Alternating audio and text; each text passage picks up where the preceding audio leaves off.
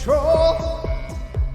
Her gravity is all that I know. She's over me. She's over me. She caught me with her hypnotic dance. She holds me here with only a glance. She's over me. She's over me.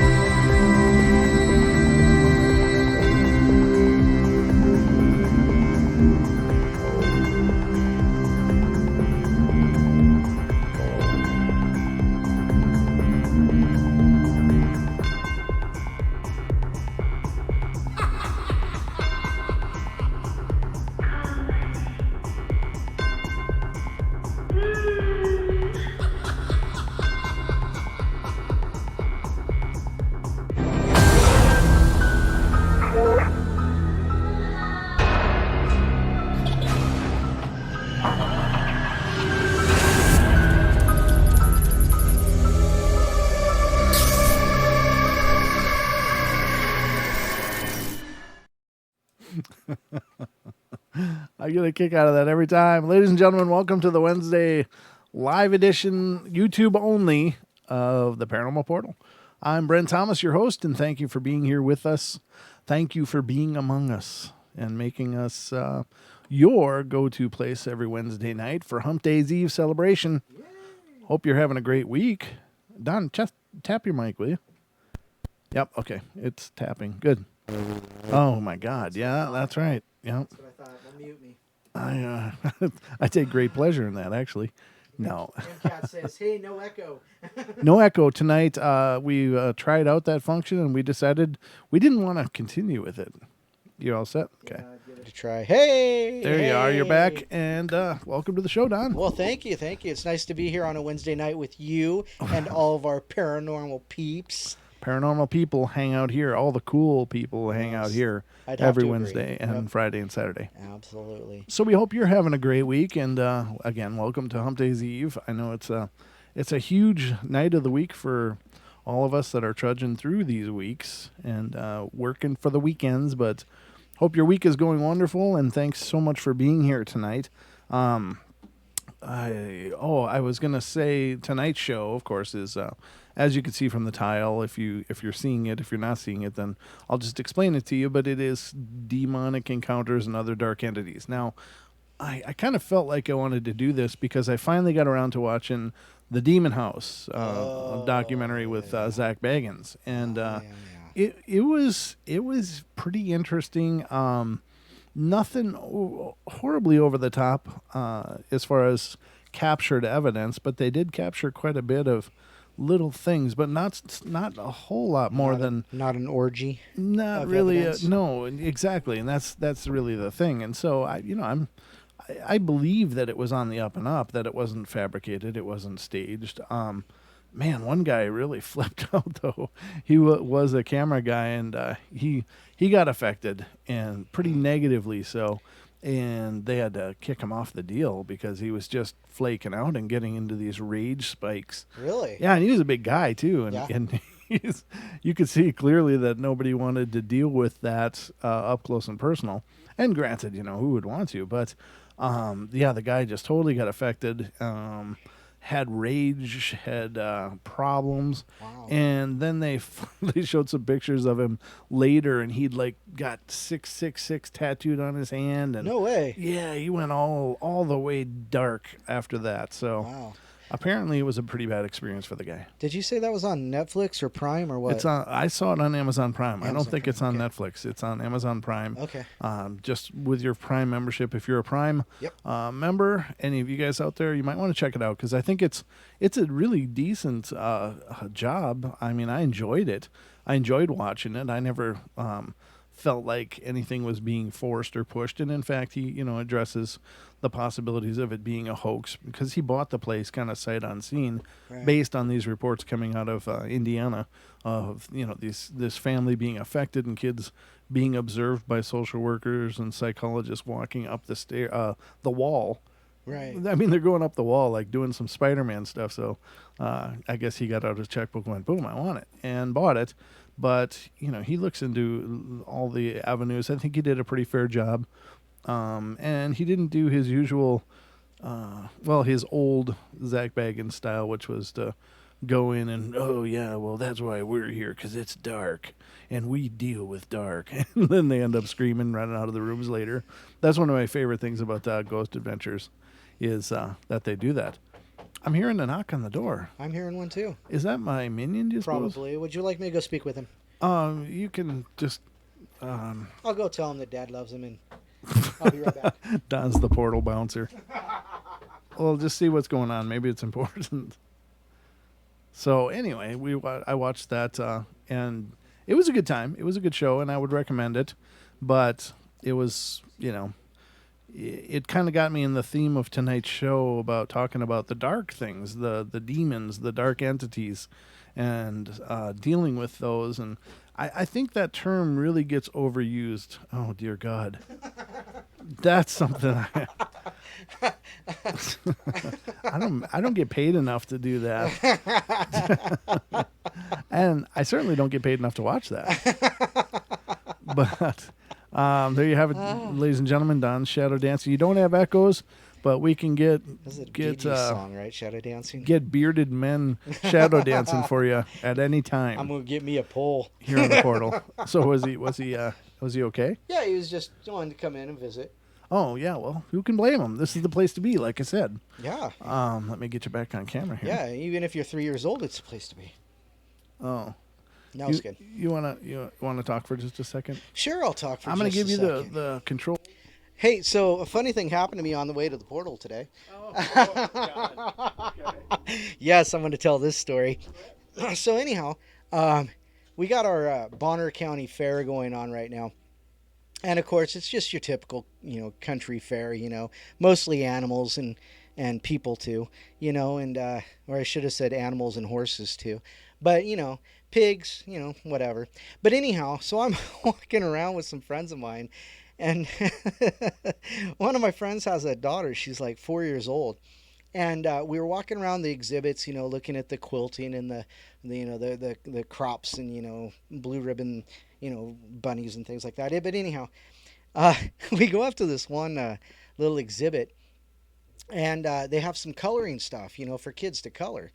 So we're standing there, and their kids coloring a little bit, and they say, okay, well, you know what, let's go take this home, and you can color it when we get home. And then they go to hand her a little bag. So it's a little cloth bag, and it's got some color crayons in it and a piece of color paper in it. And on it says jdub.com. All right. So here I am, right? And I just figure out they're Jehovah's Witnesses. And I'm standing there with my Paranormal Portal hat on, wearing this shirt.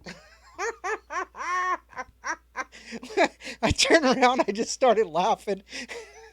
And all my friends were laughing too. They're like, oh my God, did that just happen?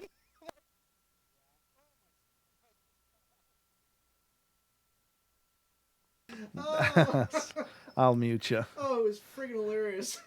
Wow. I missed the whole story too. But I'm sure it was absolutely. It was I'll watch the replay absolutely later. Brilliant. Oh, funny. Yeah, sorry. Am I on? You may be. There Yes, we you go. are. But yeah, that was friggin' hilarious. I was laughing for like 10 minutes walking away. And at one point, just as we were turning around, one of the ladies from the booth came running up, said, excuse me. We were just wondering if we could get our scissors back. I turned around and I looked at her. I said, scissors? And she saw my shirt and her eyes would go, Oh, this is the story you told me about, yeah. Yeah, Don was striking horror into the entire fairgrounds. Oh, it was wonderful. I bet you there's one door they won't be knocking on. You know what? That's an odd story because 2 weeks ago, out in my place, out where I live nowhere, guess who came knocking on my door? And you know what I told him? I said, hey, you know what? Just save that paperwork for some other sucker. I'll talk to you later. Bye. Close the door. Wow.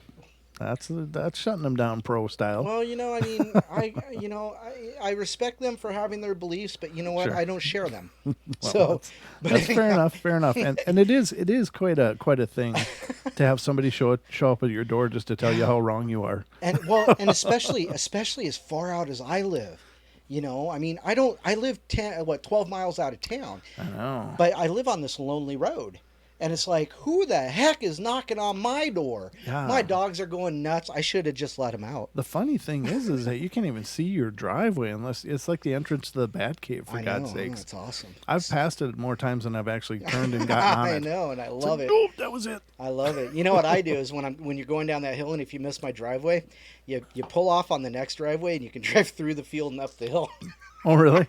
Yeah, I do. Yeah, well, if you have a truck, yeah. Yeah, if we have a truck. I don't drive a truck, The so paranormal pickup will make it. yeah. So anyway, that's going to be tonight's show. Is going to be That's about funny. demons and dark entities. And first and foremost, I've said it many times before, but I want to say it again, is that I think the term demon gets really overused in the paranormal community. I think that people like to glamorize their experiences, so it's kind of like a badge of honor in the paranormal community to say that you've dealt with demons. Mm-hmm. It's like this extra level of credibility. But I don't believe there are as many out there as people claim there are. Now, I do believe they're out there. I believe that there's some horrible things out there. Yeah. I believe that there's horrible things that aren't demons out there as well. And there may be even worse things out there than demons. But they're definitely, they are out there. But I think people use that word. They're just like, oh, demon. It was a demon. My dishes moved at home. You must have a demon. Yeah. It's like, no, you might just have somebody that doesn't like your dishes. You might have somebody that doesn't like what you're doing to their house that they lived in. Yeah, for real. Yeah. So, Yeah. Anytime something's negative, people want to run to this demon and title and slap that badge on there. And as I said before, every paranormal investigator wants to say, well, I've dealt with demons. It's not just your run of the mill ghost or disembodied It's a spirit. prince of hell. Right. It's in the truest sense of the word, and I don't claim to know the absolute truth about how everything came to be. Right. I know there's lots of systems of belief running around out there Mm-hmm. to explain those things, and maybe they're right, maybe they're wrong. I don't pretend to know, but if you look at what a demon is, they are allegedly, according to Christianity and many traditions, they are the fallen angels. They're these angelic beings, and part of the belief is that that's why they need to attach to spirits, to people, is because they're no longer connected to the light. Yeah. So they need to feed off of your connection to the light in order to remain strong and powerful. And that that may very well be true. I don't know. Again, I don't pretend to know. But at the very least, I think that in many cases, a lot of them can be, elementals. Mm-hmm. Elementals are not, they were never people. They were never, Uncle Roy who, had bad, feet or whatever. It was never that guy. Right. They are these primal forces in and of themselves, but they do have sentience. Mm-hmm. And they may and probably do get pretty pissed off at people, because of our, refusal to live in balance, in our natural world. We live like, the Matrix movie. We are like a disease. We go in and we destroy places. So these elemental beings may take great offense at what we do, and they may lash out accordingly. Now, the ones that seem to hang out in basements, to me, and this is just me putting my spin on it, just as I've thought about these things. I don't, again, I'm not an authority. I'm not an expert. But it seems like the ones that like to hang out in basements or dark places or, whatever, subterranean, are probably more elemental than actually demon. And to me, that's because they want to be closer to the earth vibration and less above the ground, so that they're in that elemental harmony as much as they can be. Huh. I don't know, but it's just me. Well, and that's okay because that's your point of view. And Well, we yeah, all we exactly. all know that everybody has a point of view or a belief, and Hmm. that's what makes us, that's what kind of separates a lot of us. Well, yeah, I mean, it's my opinion is as valid as any of them out there because we just don't know. There could be a lot more to it. There could be a lot less to it. I don't know. Sure But enough, sure enough. the point is that the title demon gets thrown around way too easily, way Right, too much, and people use it for credibility rather than properly assessing what is going on. right. So what we're going to do tonight is cover a little bit of that, and again, the Demon House documentary. I think it's worth watching. I don't know for sure that what they were dealing with was a demon. I don't know. It didn't seem over the top like most of the cases you hear claimed, but maybe I'm just oversimplifying it too. I was pretty tired when I watched it, so I might have missed parts. It was a very well done show, but it wasn't that much more intense than Ghost Adventures, other than you can hear Zach Baggins swear. It's not Ooh. bleeped out, so I didn't see. I saw Jay Wasley on there, but I didn't see Aaron Goodwin at all. So it doesn't seem like he was involved in it. So So it wasn't the GA team; it was just no, specifically him and his yeah, closest. and well, I mean, Jay Wasley is on his Ghost Adventures Right, team as right. well, and so is Billy Tolley and Aaron Goodwin. But I didn't see. I don't know. Billy might have been on there. Billy Tolley, maybe he was on there, but yeah, I think he was. But anyway, Aaron didn't seem to be a part of it, so for whatever reason. Okay. But good show. So tonight I wanted to discuss some of these things, and that's my upfront 2 cents for whatever it's worth. And I think we all can come to your own conclusions. You don't need me to tell you what is or isn't. But I just think it's since I just watched that, I'm just in the mood to discuss some of these dark things. So All right. because honestly, being empathic, which I am, I don't know what it is about those kind of things though. But when I watch something and I'm really compelled and interested in it, I feel that vibration for a long time. So I want to continue pondering it. It's that primal thing. Right, exactly. I don't know. So let's get into some of these stories. Did you have anything more done? Oh, no. Please Right up front? dive in. Dive in. Here we go, ladies and gentlemen. But again, I just want to say also, I'm so sorry about Saturday's episode. Sarah, I see you're in the chat room, and you and I talked over the email, but I'm so sorry I butchered your story over a commercial break. I didn't mean to, but I was kind of out of sorts. So thanks for your forgiveness and understanding. So anyway, here we go. Bum, bum, bum. Bum, bum, bum. The first one is called Spitting Demons. Hmm. All right. I am 44 years old, and when I was about 4 or 5 years old, I had an experience that I have tried to make sense of ever since. I had just gone to bed on a summer's night, and I know it was summer because it was still light outside, probably about 8:30 p.m. I had not been in bed long when I looked up to the window, to those above and to the left of my bed, and I saw two figures in dark hooded robes. I could not see the faces, just blackness. Then the figures, one or both, I'm not sure, spit on me, and I felt totally paralyzed. I didn't know what else to do, but as crazy as it may sound, I tried to spit back at the figures. At that point, they disappeared. I told my parents about it, but they insisted it was just a bad dream. So I tried to convince myself that it must have been a nightmare for most of my life. However, about 27 years later, my pastor and I were having lunch, and somehow the topic turned to the world of darkness, for lack of any more handy term. So I told him about my experience, and he pointed out some things that led me to believe this was more than a dream. First, this would have occurred around 1967, 1968. It wasn't like it is today with all the fantastic, scary movies. In fact, TV was rather wholesome. It was unlikely that I saw something on TV that foreshadowed this and came out in a dream.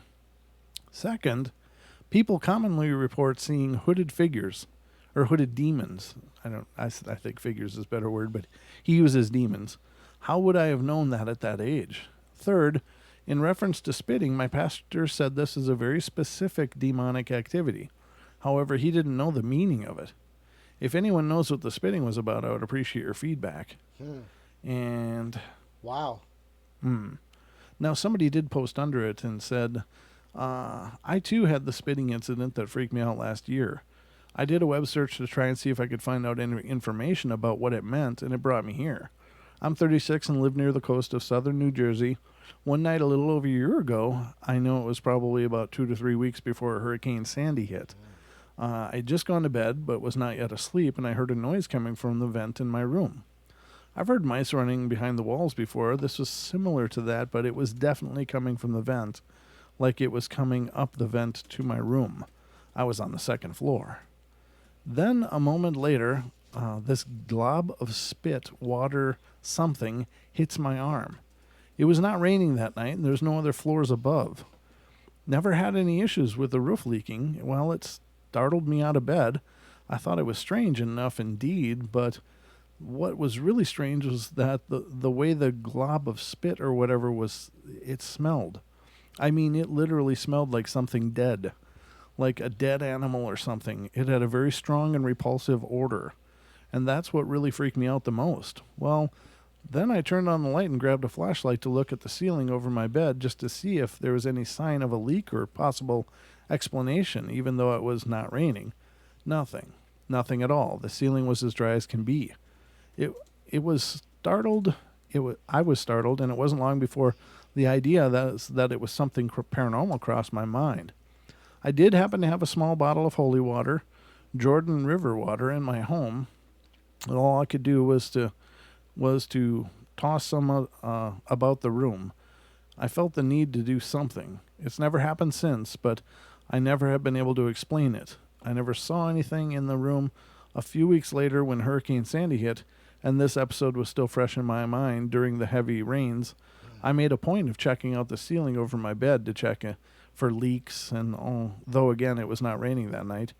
And there was nothing, dry as could be during the hurricane and every rain since. Anyway, this just pops up in my mind now and again, and I've since wondered if this spitting may have a meaning. Wow. So I guess I'd never heard of that before, but it's neat that somebody was able to corroborate that. Okay, this guy says, another poster below that says, okay, my story is a bit different. I'm 35 from Europe. Back in 1980, I was 4. I had the same dream around 1 month or maybe more. For around 1 month or maybe more. Hooded robe man trying/forcing me to spit on the bed. I couldn't, and I don't remember if I did it, but the feeling was terrible and hard to explain. The whole dream was about persuading me to spit. My attempts were painful and dry. He was standing next to me on his knees and never gave me any moment of relief. Sometimes our heads were touching. The dream always ends with me falling down rapidly, feeling and slowly getting peaceful. I think I had this dream more than 20 times. His face was visible the whole time, and I still remember right now. Still alive in my memory. Looked like a Muslim. Oh, jeez. Okay. Wow. That's okay. I never understand what happened there. Never spoke to anybody, nor my parents, and I'm Orthodox. I didn't know Muslims had a look, but They got the look. Yeah, no kidding. I mean, I guess people consider like the typical Arabic man being, Muslim, but Right. Muslims are pretty much, any ethnicity. There isn't just one, but anyway, whatever that means. Huh. Hey, shout out to Dan Pruitt. He's in the chat room tonight. Hey, Dan. And Dan's a guy that we've talked about this topic to a few times, and he actually has, I think, done a few investigations on some things that could be considered demonic. I believe. If I'm remembering correctly, but I'm just talking off the hood, here. Which is, I'm just looking for anybody that has any explanation of the spitting. Yeah, I was just looking up spitting demons and demonic spitting and things like that. So Are you finding anything? not really. Okay. I found a couple different spots where that particular story was posted, but I don't see. Right. I mostly see a song by Gorillaz, "Spitting Out the Demons," which is a song about drugs. But Okay. yeah, so no, I'm not really finding anything. Okay, there's people saying they've looked themselves and haven't found any real Yeah. reasoning behind it. I wonder if it's just some kind of twisted anointing kind of thing. Yeah, that would be, or maybe in the case of the first story, Yeah. where he was seemingly paralyzed. Yeah. I wonder if it has some kind of a viper effect, a paralytic. Yeah. Here you're gonna hear me, so you Right. ain't going nowhere. Yeah, It's- yeah, exactly. it adds that well, that the fear factor. Yeah, I guess so. But anyway, that's an interesting story. If any of you in the chat room have any ideas what the spitting might be about, I'd love to hear it. Apparently, there are no prevailing theories at this point. No. Anyway, but cool story. And Dan does say yes, you're correct. I am correct. All right, I thought so. And Dan, we got to talk, brother. Dan is going to be on the show again, but apparently he hasn't been able to get me a time. He's a busy guy.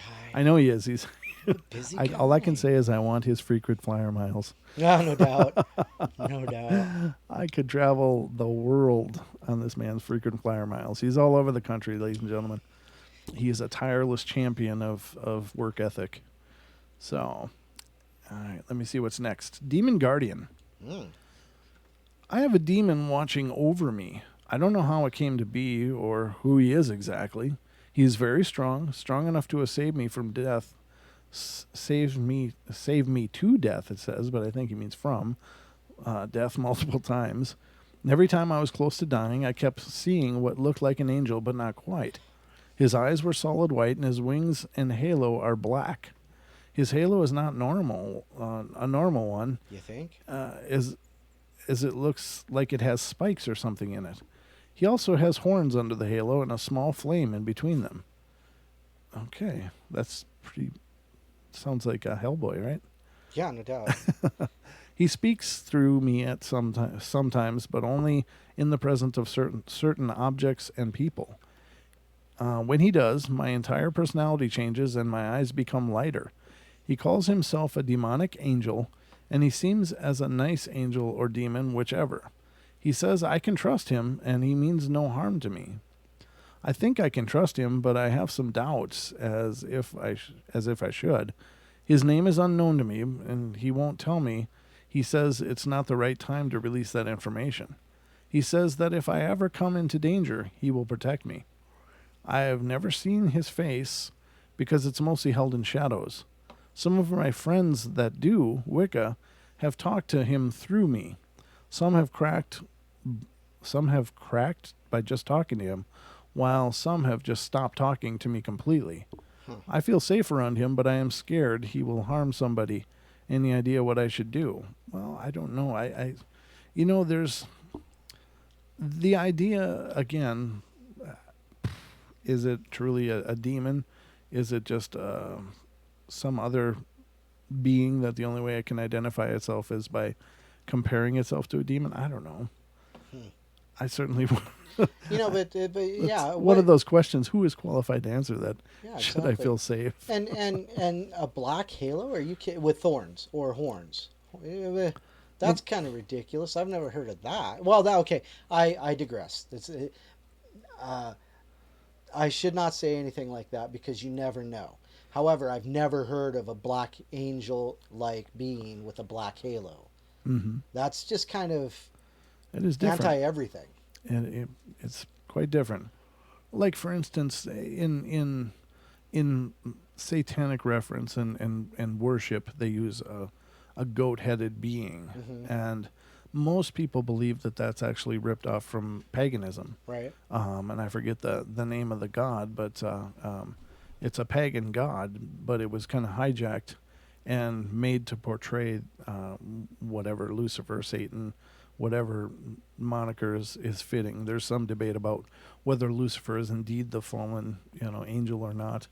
I don't know, but there is different sources claim Oh, certainly. Yeah. differently on that. But the prevailing theory is it's Lucifer / Satan / whatever myriad of names you want to attach to it. But Just call me Lou. yeah, just call me Lou. Yeah, just call me Lou. We got that sweet Lou's around here. That We do, restaurant. and it's not that good. It's it's surprisingly not that exciting. it's a neat place, but I don't know. It was named after their son, and they're originally from Seattle. Oh, okay. Well, it's much like Starbucks, which we owe, a lot of the economy up here too. Yeah, but it's bad coffee. Everywhere you throw a rock, you hit a Starbucks around this Dude, part of the country. When I was driving you to the Yeah. airport, Uh-huh. and we stopped at the store, and I got that drip coffee from Starbucks. Yeah. That was probably the worst coffee I've ever drank. I couldn't put enough sugar in it. Wow. I drank it because I paid like almost $3 for it. So I was like, okay, I guess I'm gonna drink it. It could be road tar, and I'd drink it if it cost me $3. I like my metal like I like my coffee black. Nice.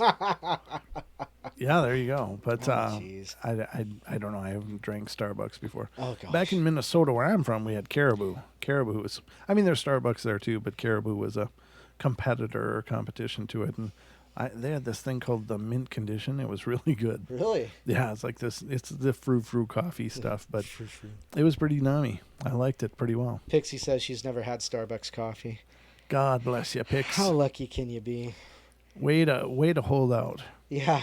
Now all we got to do is get Doc back in here and give him more crap about drinking Starbucks and watching Kardashians. There you have it. Oh my goodness. All right, so let's move on. Wow. What else have we got here? Now, this is one that's called an evil spirit. And I like that they're not slapping the name demon on it. Yet. All right. So, this is coming out of India, though, but these stories can be pretty confusing. But I think it has a lot to do with the ethnic lore and legend and the myriad of belief systems and even tribal customs that can pervade their spirituality. So it's hard to understand some of these, but let's read it. And Jesus, I'm just looking ahead at one of the words. Can you check that word out, Don? Gosh. What in the hell is that? I don't know. I don't even. I see it. It's like somebody took a Scrabble pile and just whipped it into a corner. CH. What is it? CHO. CHOTTANIKKARA, and then there's KERALA. Chatanikara. I'm going to try to read this story, ladies and gentlemen. It's a. The Devi Temple is a famous temple of the. Okay, so it's a temple. Okay. In the southern suburb of the city Kochi. Very cool. Thank you. But now we know what it is. But let's read the story. This happened when I was 9 years old. It happened in Chatanikara, Kerala. I went with my mom for a school tour, as she was a teacher. I got the chance to go with her in all school tours, and we roamed all places in Kerala and finally reached the Chatanikara around 7 p.m. in the evening. A short description about Chatanikara is a place where they believe the haunted people or spirits will be chased away through Lord Bhagavati. I don't know. Keep going. You're good. Devi. Okay, sorry. I should know that one, but I don't. So the people who is possessed with ghosts will be coming here. The day we went may be a full moon or no moon day, where all they believe it is a sacred day for this puja. Fortunately, we were there at night, and we were around 120 people, including teachers and students. We took a lodge and planned to stay that night. I need mention that the place we stayed doesn't have attached bathroom. It has a common bathroom available on one side. This place we stayed is mostly preferable by family who needs to do puja, as it is close to temple and comfortable for puja. After dinner, my mom went to the telephone booth to speak with my father. Those day around the year 2000, the cell phones are not very familiar, and we will still be using telephone booth to speak. I was feeling sleepy, and I started to walk towards the room. There I saw a girl aged around 18 to 20 years smiling at me and calling me near her. I went and spoke with her, and I remember that she asked my name and class. I said everything. Meanwhile, my mom came, so I went with her. My mom warned me for talking to a stranger. That girl spoke with me good, but she behaved weirdly as per everyone. She was continuously going towards bathroom and washing face for every 5 minutes. By around 11 p.m., my room girls were playing songs and dancing. Suddenly, we all hear a loud scream of a girl saying to save her in Malayalam. We all got goosebumps to hear that. She came to every possible door and knocked, saying that someone is going to kill her and to save her. No one opened the door, and she went on screaming. I, being a little girl, was very curious to know, so I slowly opened the window and peeped out to see what is happening. But what I saw out there was just shocking me.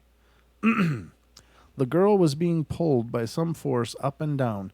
She was literally floating on air, and some force is pulling her down. The puja started, and she was driven by the force, which not letting her to sit in puja. Her parents trying to hold her, but she is very strong to beat them and move away. I got very scared, and I closed the window and went to my room. The whole night I didn't sleep, and I was very scared of what I saw. By early morning, they took her to the temple. Next day, we all went to the temple, and there I saw that girl was sitting in one corner chanting some mantra. They said she is possessed by an evil spirit which wanting her to kill, and that's the reason it is pushing her up and down. I hope she might have cured and living good life now. That's very interesting. Those stories are a little tough to read, though, because the English is pretty broken. Yeah. But leave it to us to reassemble it and Tear as it well apart. as we can. I make no guarantees, ladies and gentlemen, that what I'm reading is the actual story, but I'll do my best to fumble through broken script and dialogue. So, Mr. Don, you got one? Sure. Yeah. Oh, yeah, sure. You betcha. Let's see here. I do have one. It's called A Real Life Case of Demon Possession Documented. Ooh, my favorites. Ugh, I like those. Just like Mom used to read. It's like a big fat chocolate covered donut. I didn't say anything about food. Oh, another good thing about going to the county fair today, Food? I got to see all the pigs. You mean bacon on the hoof? Barbecue. Okay, so let me give a real life case of demon possession documented. An American woman who levitated, demonstrated paranormal psychic powers, and spoke foreign languages unknown to her was clearly demon possessed, according to a board certified psychiatrist and associate professor of clinical psychiatry at the New York Medical College. The unnamed woman, with a long history of involvement with satanic cults, groups, was observed by a team of priests, deacons, and several lay assistants, psychiatrists, nuns, and some whom had medical and psychiatric training. Okay, so all these people watched her levitate 6 inches off the ground while objects flew off shelves in the same room, says the doctor who documented the case. Periodically in our presence, Julia would go into a trance state of a recurring nature. Mentally troubled individuals often disassociate, but Julia's trances were accompanied by an unusual phenomena. Out of her mouth would come various threats, taunts, and scatological language, phrases such as, "Leave her alone, you idiot, she's ours," "Leave, you imbecile priest," or just leave. The tone of the voice differed markedly from Julia's own, and it varied, sometimes sounding guttural and vaguely masculine, at other points high-pitched. Most of her comments during these trances or at the subsequent exorcisms displayed a marked contempt for anything religious and sacred. The subject would have no recollection of speaking these phrases upon recovering from the trance-like state, according to the doctor. Sometimes objects around her would fly off shelves. The rare phenomenon of psychokinesis, known to parapsychologists, Julia was also in possession of knowledge of facts and occurrences beyond any possibility of their nature of acquisition. She commonly reported information about relatives, household compositions, family deaths and illnesses, etc., of members of our team without having ever observed or been informed of them. As an example, she knew the personality and precise manner of death i.e., the exact type of cancer, of a relative of a key team member that had no one of a team member that no one could have conceivably guessed. She once spoke about the strange behavior of some inexplicable frenzied animal beyond her direct observations. Though residents in another city, she commented, so those cats really went berserk last night, didn't they? The morning after, two cats in a team member's house uncharacteristically had violently attacked each other at about 2 a.m. Jill requested a Roman Catholic exorcism ritual, convinced from the beginning of her consultations that she was under demonic attack. The exorcism began on a warm day in June. Despite the weather, the room where the rites were being conducted grew distinctly cold. Later, however, as the entity and Julia began to spout vitriol and make strange noises, members of the team felt themselves profusely sweating due to a stifling emanation of heat. The participants all said they found the heat unbearable. Julia at first had gone into a quiet trance-like state. After the prayers and invocations of the Roman ritual had been going on for a while, however, multiple voices and sounds came out of her. One set consisted of loud growls and animal-like noises, which seemed to the group impossible for any human to mimic. At one point, the voices spoke in foreign languages, including recognizable Latin and Spanish. Julia herself only speaks English, as she verified later. Wow. The voices were noticeably attacking in nature and often insolent, blasphemous, and highly scatological. That's kind of an odd word, but okay. I love that word. Anyhow, they cursed and insulted the participants in the crudest ways. They were frequently threatened, trying, it appeared, to fight back. Leave her alone. Stop, you whores, to the nuns. You'll be sorry, and the like. Julia also exhibited enormous strength. Despite the religious sisters and the three others holding her down with all their might, they struggled to restrain her remarkably for about 30 minutes. She actually levitated about a half a foot in the air. The purpose of Gallagher's paper, he says, is to document.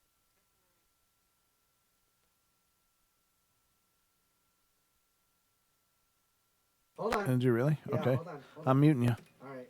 You're muted. It's a mutiny. To be continued, ladies and gentlemen. And now the musical stylings of the clarinet. No. Here's Don. Give me your try. Ah, there we go. Okay, let's see here.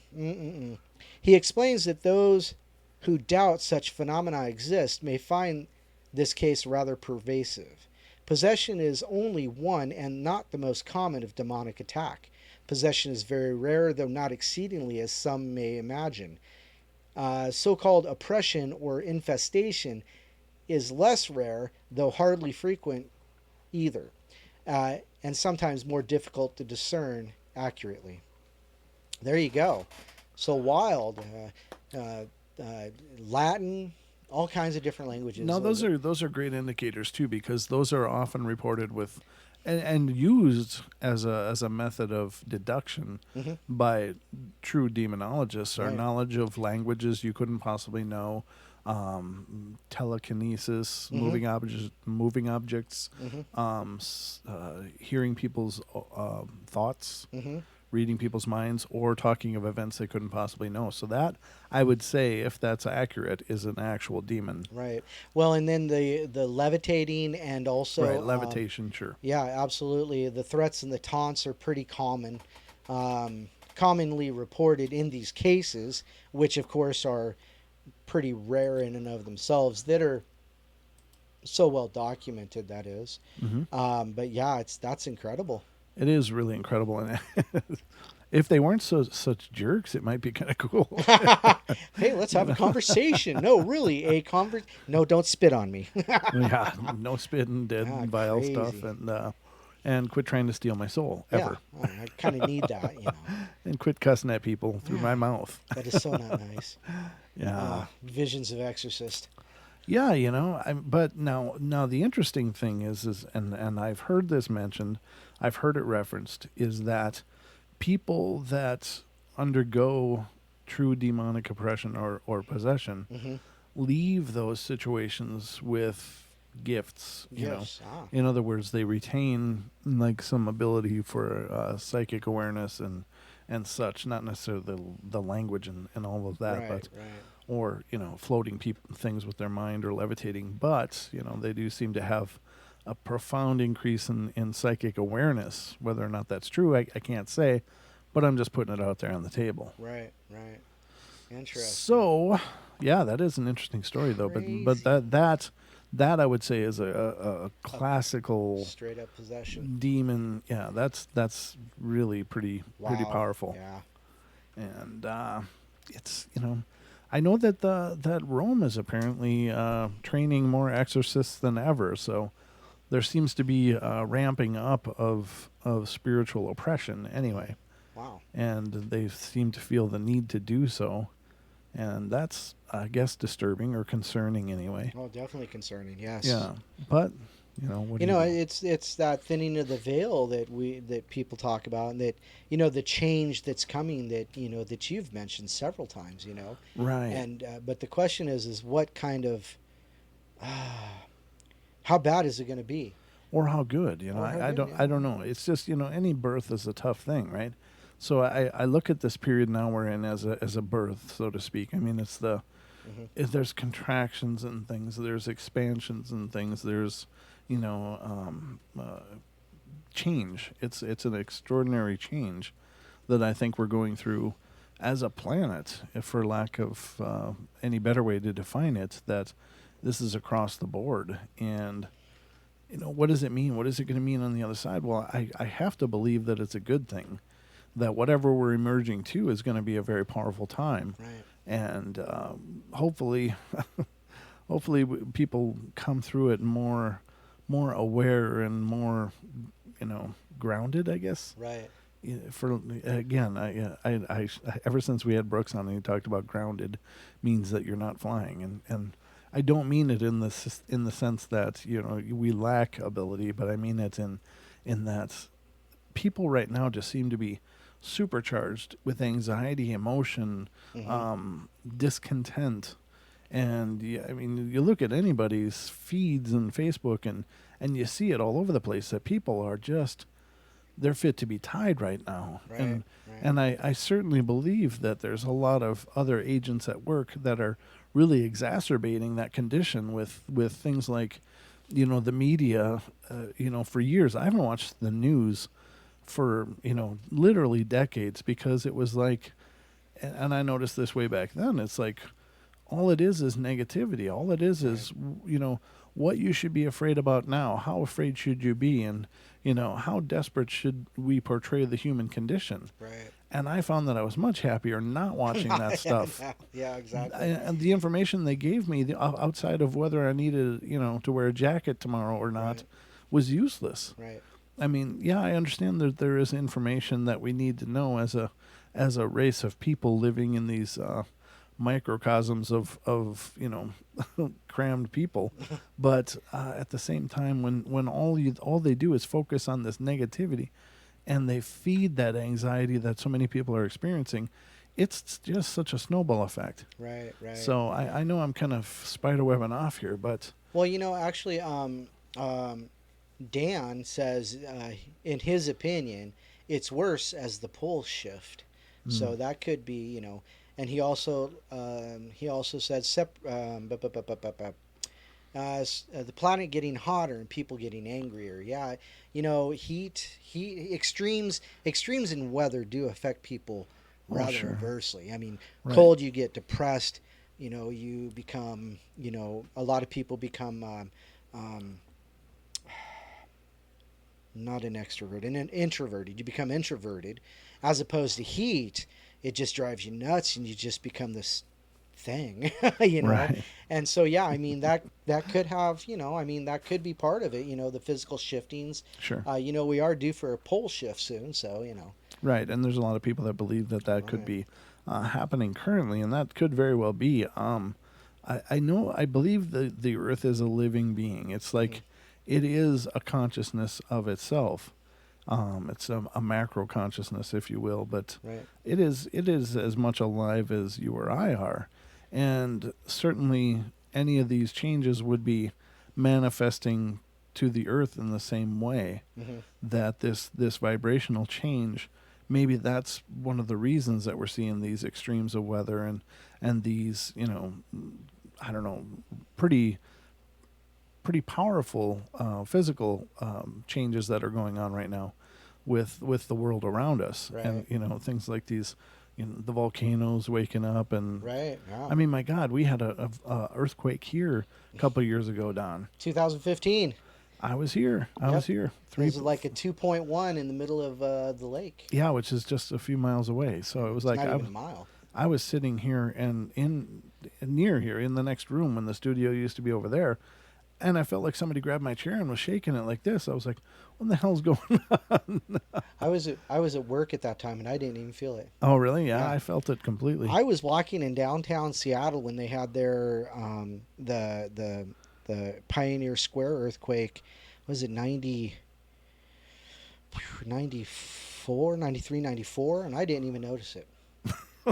I mean, the bricks fell off, buildings in Pioneer Square, and I didn't even notice. What kind of shape were you in? I was actually fine. I was actually okay. fine. All right. So Just throwing that out there. yeah, so it was just crazy. I mean, It is crazy. there was another one I should have felt. It was like a 3.2 or something like that when I was in Everett. Oh. But I never felt that one either. So Wow. yeah, I don't know. Don the Unshakable. Yeah, the immovable force. Yeah. Yeah, I could only wish. All right. Nisqually, yes. Yeah. Next one. This is called Grandma's Paranormal Experience. So this is another one from India. I think I want to skip this if I can. I just don't want to wrestle with words, and if I can help it. Was All that right. fiendish or something with a demon? Where do you see? Friends or something. Friends. Oh, friends or something. Fiends. Okay. Fiends. Well, that's pretty good for reading from that far away. So Well, yeah. I gotta give you credit. I missed an R. All right, this is from the U.S. This is good, and I'm sorry, ladies and gentlemen. It's just really hard to pronounce some of those Indian words. Sure. So I don't mean to sound like a pig by any measure, but I don't want to read poorly for you guys. So I don't know what to do, and I need help. We know. No, I meant the story. The story, Oh, yeah. sorry. I mean, yeah. This is the Paranormal Portal telethon. Phone in your support. All right, so. I'm sorry. Start again. All right, so I don't know what to do. I need help. Okay. It was hard. I know. But you did it. Good job. For the past 2 months, a demon has been with me. Out of curiosity, I did the whole automatic writing thing, which is like the Ouija board, but with pen and paper. I was dumb, I know. I asked if my guardian angel was with me. It replied back yes, and that his name was Millije, Millije. Millije, okay, whatever the hell it is. Since then, we have been friends and maybe more. What? Okay. And long story short, I ended up finding out through my tarot cards, the Ouija board, and research that I was not, in fact, contacting and befriending my guardian angel. He's a demon, and his name is Mitchell. How you doing, Mitch? Watch out for Mitch. So it's too intimidating. Oh, God, it's Mitch. He told me he lied because he didn't want to scare me, but the part that I need help on is that he told me my soul belongs to him, and that he linked us together when I was 15 and asleep. He told me he's been watching me since I was 13 and got interested in the paranormal and witchcraft and stuff. I don't know what any of this means. He isn't really telling me anything about the link either, just that I belong to him. I know I should be scared, but strangely I'm not, and that worries me. I actually have started to have feelings for him. Oh no. Oh God, no. Yes, we hear you banging your head on the mic. Oh, good You God. can't make this stuff up. Oh my God. I don't know what any of this means. Okay, I have feelings for him. It's so bizarre that he's so kind to me. He always listens to me and respects me. He even pushed me into reading the Bible. Uh-huh. Clearly demonic. Oh. I was agnostic, and he helped push me towards God. I thought demons were evil beings who push people towards sin, but he doesn't.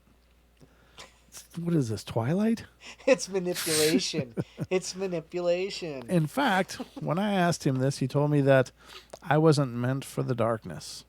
I know this sounds crazy, You think? but trust me, I know I'm not sure I know what to do, or if I even want to do anything about it. I'm so conflicted and confused. If anyone has had a similar encounter or knows what it means to be linked to a demon, I'd like to know. Thank you. What the hell? I have feelings for Mitchell. He made me read the Bible. It must be agape love. Oh man. Oh goodness. Okay, you know what? If okay, so if I was a demon and I was bothering someone, yeah, of course, it wouldn't hurt to, do a little manipulation and say, hey, you should read this part in the Bible that says this.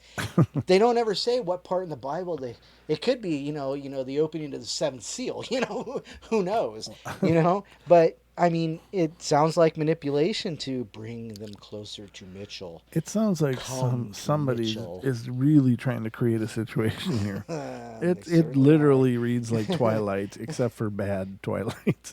Not that there was a good Twilight, but It twinkles. Is anybody familiar with this? I Team should. Jacob. Yeah, go Wolf. I don't know. I'm just gonna leave that lay there. Oh boy. You heard it here, ladies and gentlemen. All kinds of weirdness here on the portal, and some of it's not my fault. I mean, I read it, but I didn't write it. Dan says, maybe get a CO2 detector. Definitely a lack of oxygen going on. I feel a little dizzy, Dan. Is that normal? I'm starting to get a headache. What the hell? Oh goodness. Oh goodness. Wow. Oh dear God. Well, as long as you read the Bible, it can't be bad. Right. Yeah, well, Pixie kind of started this with Bigfoot love stories. You just had to say that out loud, didn't you? I'm just saying, it's just, all right, here we go. Our friend Danielle says, sounds like y'all reading paranormal romance or such. That's what I was referring to. I actually pulled up the chat and looked at it. And that's the one post that grabbed me. I was like, this is kind of the paranormal love night. So Wow. that's all I'm going to say. Oh, wow. So I guess, and the title of that story was "Friends or Something with a Demon." I guess I guess Fiends better. I like the or something. I think we know what that means now. Looking for LTR. I don't know what that means. Long-term relationship. Oh, okay. Well, clearly I don't spend enough time on Craigslist. Oh God, I used to. Now it just scares me. Okay, then. Moving right along. All right, let's get on with this. Goodness, yes. Okay, so We might need to take a break, turn the air on, and quit sweating because this is funny. yeah, God, there's fumes in this room. All right, it's like pit fumes. What's that smell of sulfur? Yeah, well, no, that's not my fault. Goodness, I'm a little bloated, Don. Whatever. God. God. All right, so unreal death, possession, or self-inflicted? Question mark. Apparently, they're not sure, so let's see what happened here. So I wanted to save this story for later. The reason being I was contemplating whether I should write it or not. Okay. All right. Obviously you did. I know, it's like, really? Well, I'm glad to hear your personal struggle. Move on. Not that I didn't not want answers for my questions, but out of mere respect for the deceased friend. Okay.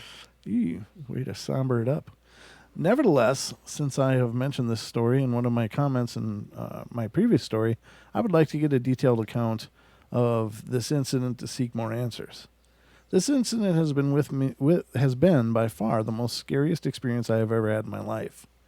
This is a case of a suicide, as per the records, in Wichita, Kansas in the year 1997.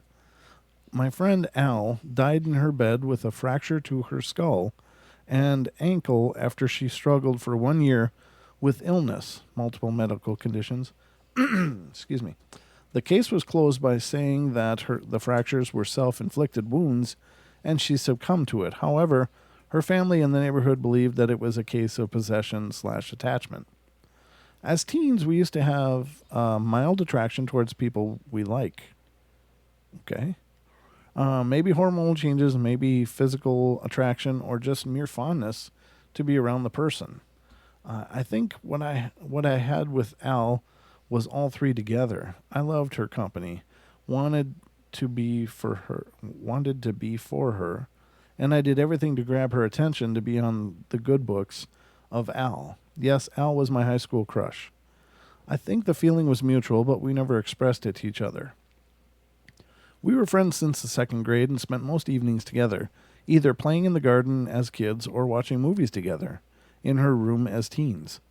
My mom and her parents were good friends, and that paved the way for us to be even more close. Al's mom was a kindergarten teacher and Dad was an investment banker. They were on the higher class of the society and was a respected family in the neighborhood. Al was the only child, and they were a very close group. I've never seen them miss dinner time together or her parents argue in front of Al. You could say that they were a happy bunch of people. The little introduction about the family is very important.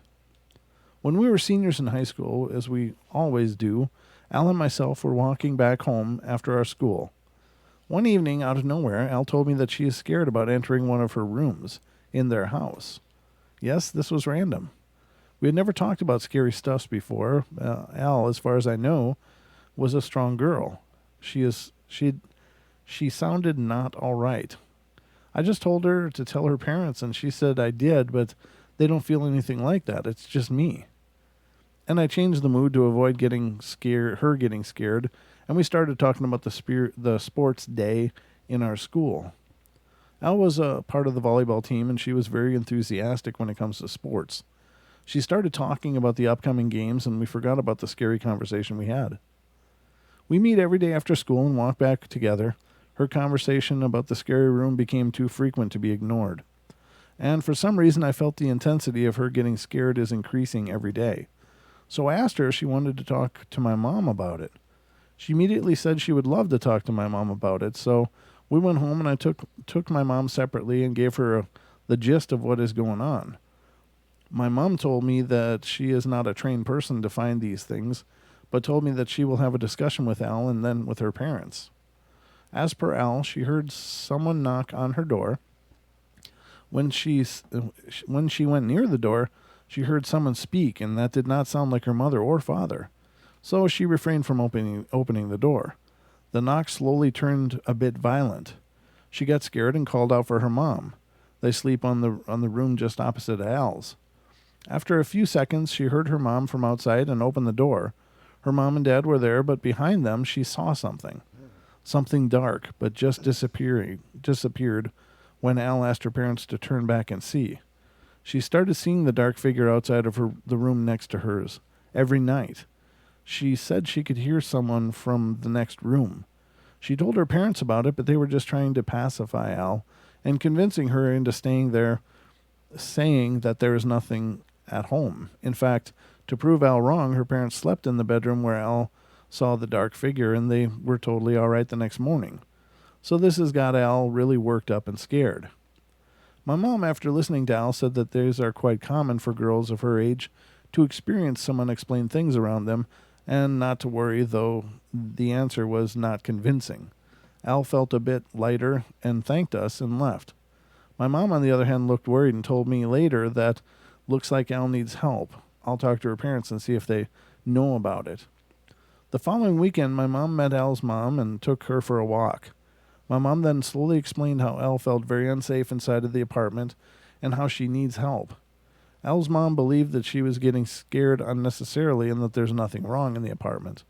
But, however, Al's mom suggested they will seek guidance soon. Excuse me. Al, on the contrary, never was the same again. She was constantly getting scared, stopped going for the volleyball practice. Her conversations about the apartment grew more in intensity. She used to stay back in the garden in front of the house and waited until her mom came back from school and would never stay in the house alone. This went on for a couple of months, and I was getting a bit worried for Al. One night around 11 in the night, we heard Al scream in her apartment. The voice was so loud that people in the nearby buildings came out to her, out of their apartment with their guns, thinking that there was some intruder. Al kept screaming, and the noise just did not reduce.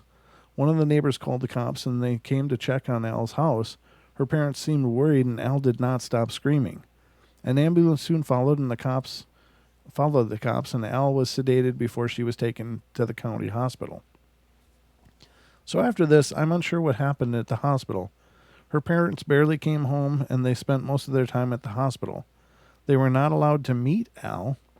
After 1 month, Al came back from the hospital, and Al never came out of her apartment, and her mom quit her job to stay with Al and take care of her. Al was never the same again. She was often heard screaming, followed by silence. My mom invited everyone in the neighborhood for a pre-Christmas get-together. Al's family was invited, and her mom and dad brought Al to the party. Nobody asked what happened to Al, and all of us were having a good time. Before the meal, we told our prayers and was about to start eating when Al screamed and ripped the Christmas tree. Her parents took her back home, and her dad came back to apologize for the mess she created. He said Al is ill, and they were trying to get all the help they can to cure her. After a couple of weeks, it was Al's birthday, and we went to her house with some gifts to meet Al and her parents. The moment we entered Al's house, my mom said, "You go talk to Al. I want to talk to her parents." My mom looked a little bit restless. She sounded very worried, so I went to Al's room and gave the gifts to her and started talking to her. Al sounded very, very dull and told that she constantly keeps hearing someone speak in her ears. She said she is able to see things and unable to differentiate between the living and the dead. I did not know what to say, but I comforted Al and left the room. The moment I left the room, I felt Al needed more help. My mom was waiting for me near the main door. On our way back to our apartment, she said I should not be going to the apartment without her knowledge. I asked her why, and she said Al is very ill, and it wouldn't be nice for our end to disturb her.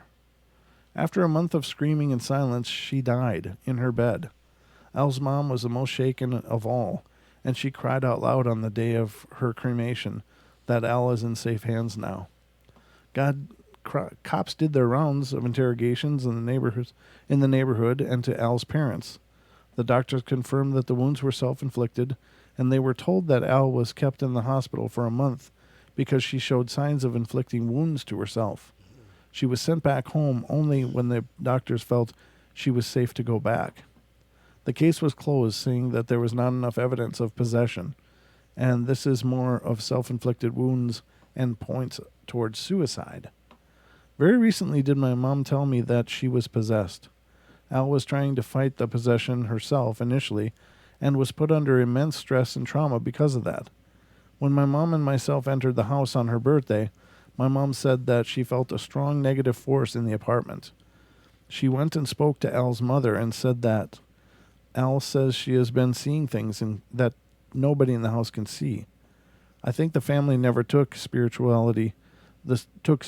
help as well, but maybe the opinion would have changed if they had taken spiritual help. To answer a few questions that someone had asked earlier in the comments, Al's parents were very open, and as far as I know, they offered the best possible medical help that Al could get during the late 1990s. They took Al to the hospital on the very first day, and they felt it was severe. I think until the first occurrence of Al screaming, they never had an idea of the severity of the issue, and I assume that they felt Al was getting scared unnecessarily. In fact, after the first few times, Al complained of being scared, and after my mom spoke to Al's mom, her parents slept in the same room as Al, just to make her feel comfortable. In my opinion, possession, negative attachment, can sometimes be fatal. If the above case was about possession, maybe Al was pushed to an extent where she just did not have an option than to inflict those wounds on her. I totally understand and agree that there is a high possibility for this to be a medical condition as well, given the fact that Al was hospitalized and had a history of inflicting wounds to herself before the death, and probability is much higher. But nevertheless, it is my intuition that Al could have seriously been troubled by something that we did not notice or see. Wow.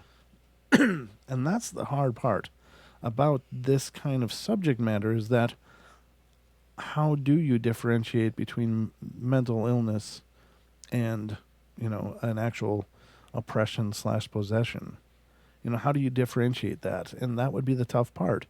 Again, getting back to the story that Don read earlier with speaking in languages, levitations, Things flying off the shelves. yeah, things moving and other things having impacted, then it's pretty clear. But those kind of things happen in very late stages of possession. And they're very noticeable. Those are things that Right. are obvious. Yeah, I mean, you can't miss it. And if you've ever seen pictures of people that have been undergoing exorcisms and stuff, these people are absolutely ravaged.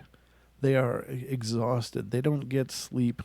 I mean, it's just like constant psychological warfare and physical warfare when a person is possessed, because the idea is to consume that person, so to speak. Mm-hmm. Now, I don't know if they can, ever erase the being that is that person, but they certainly consume all of their energy, and they keep them afraid. They keep them on edge and anxiety. That's like the Annalise Mitchell. Right. That's what I was picturing in my yeah. mind as I was saying Because that. those pictures of her, as she went through all of that, and then she was just a stick when it finally came. Yeah, she was a beautiful young girl, and then, if you look at pictures of her normal and then possessed, it's just like, it doesn't even look like it could be the same person. It almost does look like, the Linda Blair in The Exorcist. Right. It is that Disturbing, yeah. Yeah, and that's serious. Right. So. Very crazy, but yeah. Ay. Yeah. Okay, so Wow. demon possession. Let's see how long this one is. Not too bad. Not too bad. I think I can do it. Sorry, I'm getting a little froggy again.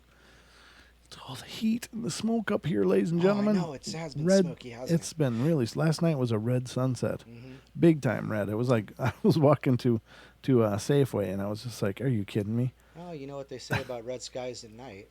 Sailor's delight, red Red skies skies in the in the morn, sailor take warn.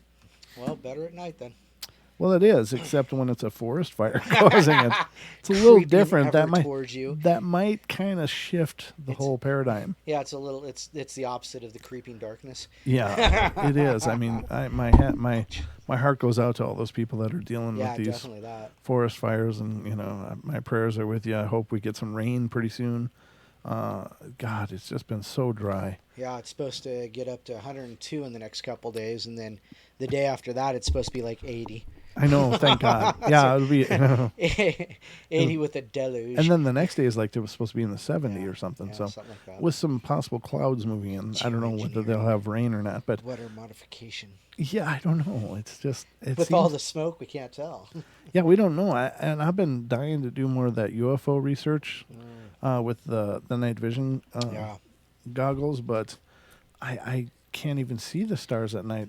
And last night I went out to Monday night I went out to take the garbage out and to the curb, and the stars looked kind of normal, but there was one orange one in the sky. But I was like, I don't know if it's just an artifact of all the smoke that's up there. Right. So I thought it looked really weird, and it did look really weird. But A, I didn't have my glasses on, and B, with all the smoke around, I was just like, I'm feeling tired and lazy, so I'm not going to go get them. So I never did check out what the orange star was, but it did look odd. Obaki's getting another doll. Really? Apparently so. Man, that guy. Pixie says you'll come home someday to a horrific scene of two dolls kicking the crap out of each other. It's gonna be like a cage match at Obake's.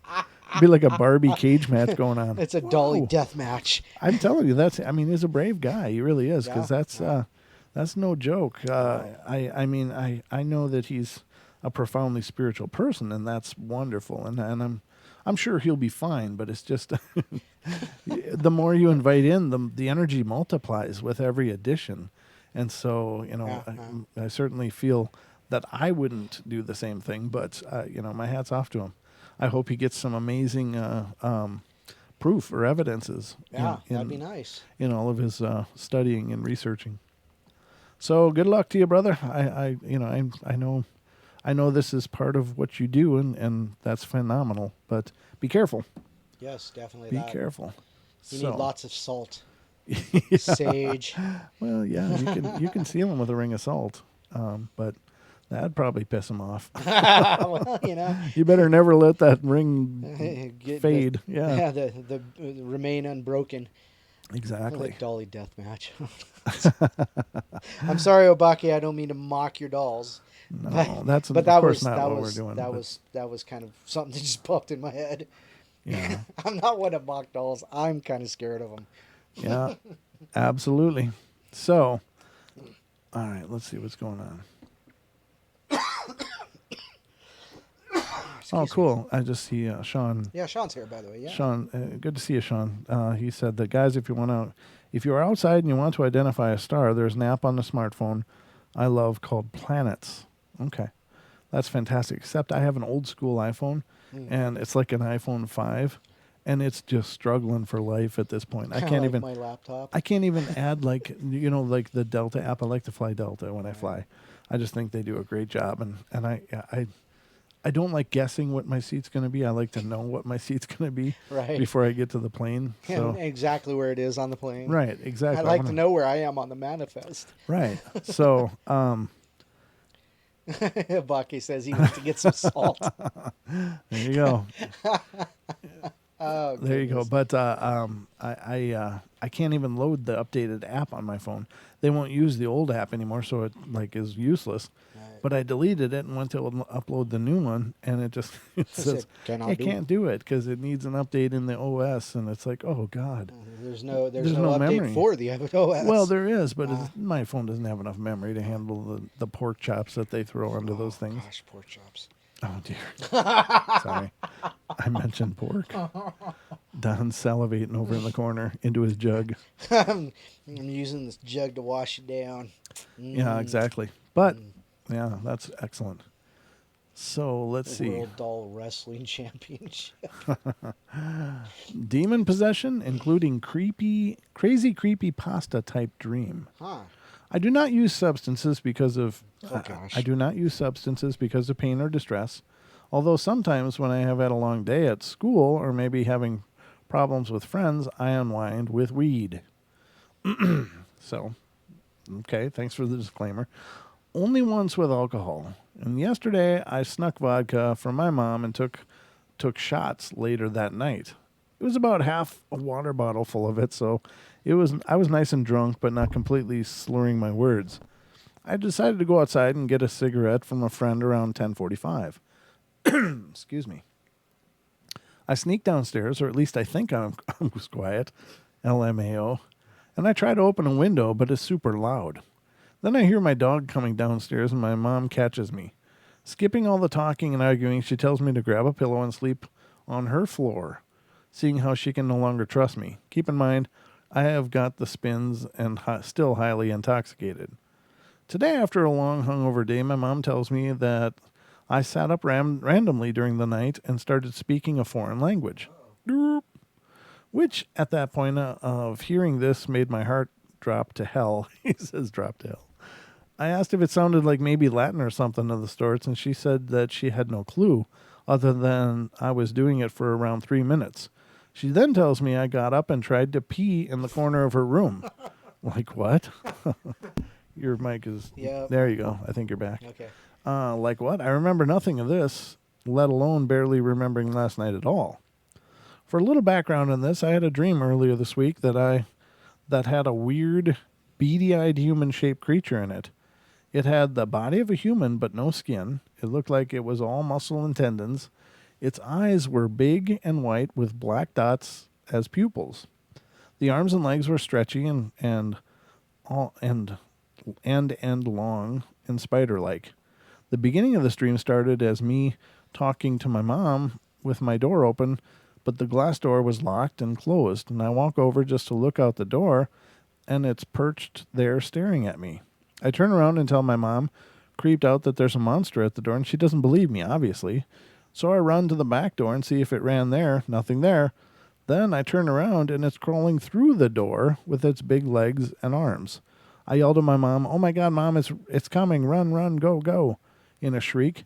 She runs up the stairs, which are basically in front of the door, and I was scared to run past it, so I was screaming, "Mom, no, please don't go. Help me, don't leave. It's going to get me."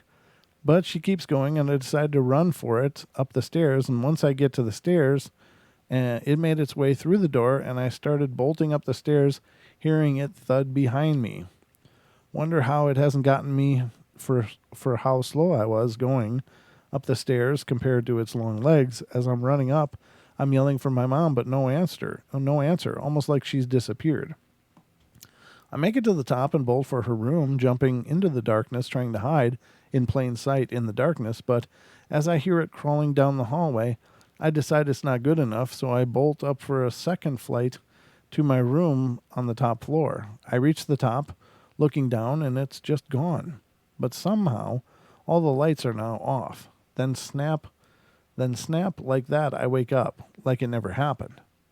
Again, this dream I woke at 3:43 a.m., quickly realizing that I woke up after this nightmare at the devil's hour. I have had it with all of this. I don't know if this worked quite yet, but I casted out all evil spirits out of this house and me and put a protection over myself in Jesus' name. Keep in mind that was not a lucid dream, so I basically had no choice in what happened. The dream just went along like a story. I do not want help. I just want more answers. After talking to my mom and listening to some languages, we have concluded that it was maybe a Middle Eastern language such as Hebrew or Arabic. I looked for Enochian, but obviously with its complexity, I couldn't find anyone fluently speaking it for an example. You think? Yeah, something about that angelic language. It's tough to get an angel to start reciting. Jeez. Okay. Yeah. So, but Eric, No, you're back. I think it's am I back. back? No, I'm not. Yeah, I am. No, I'm not. Yes, you are. You're Hello, fine. hello, hello. Yes, Quack, it works, Don. quack, quack. Okay, so what were you going to say? I was gonna say Aramaic. I wonder if it was Aramaic, Could be. one of those dead languages of Jesus. It was. Apparently, there's still a place in Africa that speaks Aramaic as Yeah, well. I think you're right. Yep. Still to this day. Hmm. So, very wild. Demon is hiding in my brother's body. Did you have another one, Don? Sure, if you want me to. Sure. Well, yeah, I'm going to run down and get another beverage. Another cold beverage. Yeah. Okay, yeah, I got another one. This one's pretty long. Let me see if. Gosh, I don't know what's going on. I keep I'm going to leave my mic on just in case. Well, so I can You can yell it. across the room. Hey, Hey! and then it says. Yeah, I don't know. I'll point it at you. Yeah, that'll work. All right, cool. Just move to my chair if it cuts out. Sure. Yeah, I'll just pick And up tell my computer jokes. and move. Tell jokes. This one time at Bonner County Fair. Tell us about your grilling experience. My grilling. This one time I was grilling and it burned my beard. I'm really shocked. Okay, so priest claims to receive text messages from the devil after performing exorcism on a Polish girl, causing Satan to possess her mobile phone. All right, let's see here. Where am I? Oh, here we are. Okay. A Polish priest who carried out an exorcism on a teenage girl now claims he is being contacted by Satan via text message. Father Rachel, I don't know, southeastern Poland, said he started receiving the hate messages after failing to drive out a demon from her soul. Now he believes that the demon is using the possessed teenager to attack him through a mobile phone. The author of these texts is an evil spirit who possesses her soul. Often the owner of the mobile phones are not even aware that they are being used like this. However, in this case, it's clear. The father claims that the devil and his followers were not shy about using modern technology, but in many cases their actions were not identified as being the work of evil, you think. One of the text messages, the Austrian Times reported, "She will not come out of this hell. She's mine. Anyone who prays for her will die." He replied and was then sent another message in return. Shut up, preacher. You cannot save yourself, idiot, you old pathetic preacher. I used preacher twice in that sentence. Clearly, the young girl has been possessed and needs further help. I guess that was the end of the story. Wow. Good timing. Yeah, well, pretty much. So now not only text messages from beyond, but text messages from below. Interesting. Well, Shut up, preacher. You can't save yourself. that was through a text message. Yeah. Wow. He received a few of them, apparently.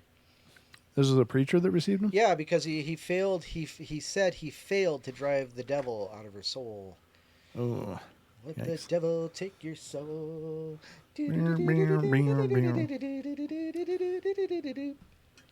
Looks like your mic quit working again. Your mic quit working. Jugging it. Yeah. A lot Nice. of people brown bag it. I brown jug it. You brown jugging it? Ooh. You got to blow the jugs. I can't. You turned off my mic. I know. You can go ahead and do it, though. But I won't have you dragging the broadcast down. All right, ladies and gentlemen, we are at the 8:30 mark, so we're moving along. Wow. Hope you're enjoying the show. How you guys doing out there? How you guys doing?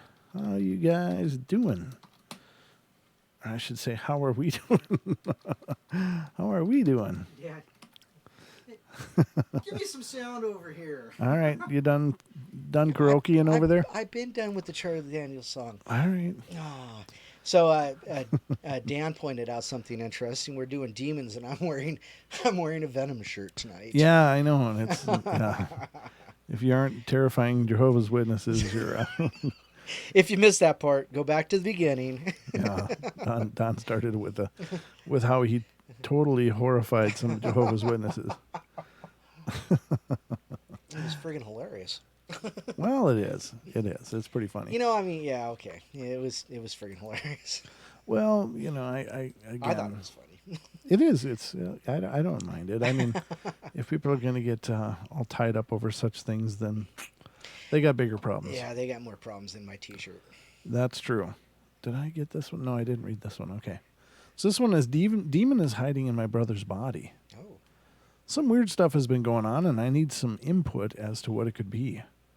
I live in New Zealand, and there isn't really anything weird or airy in New Zealand, so spirits and demons aren't really talked about here.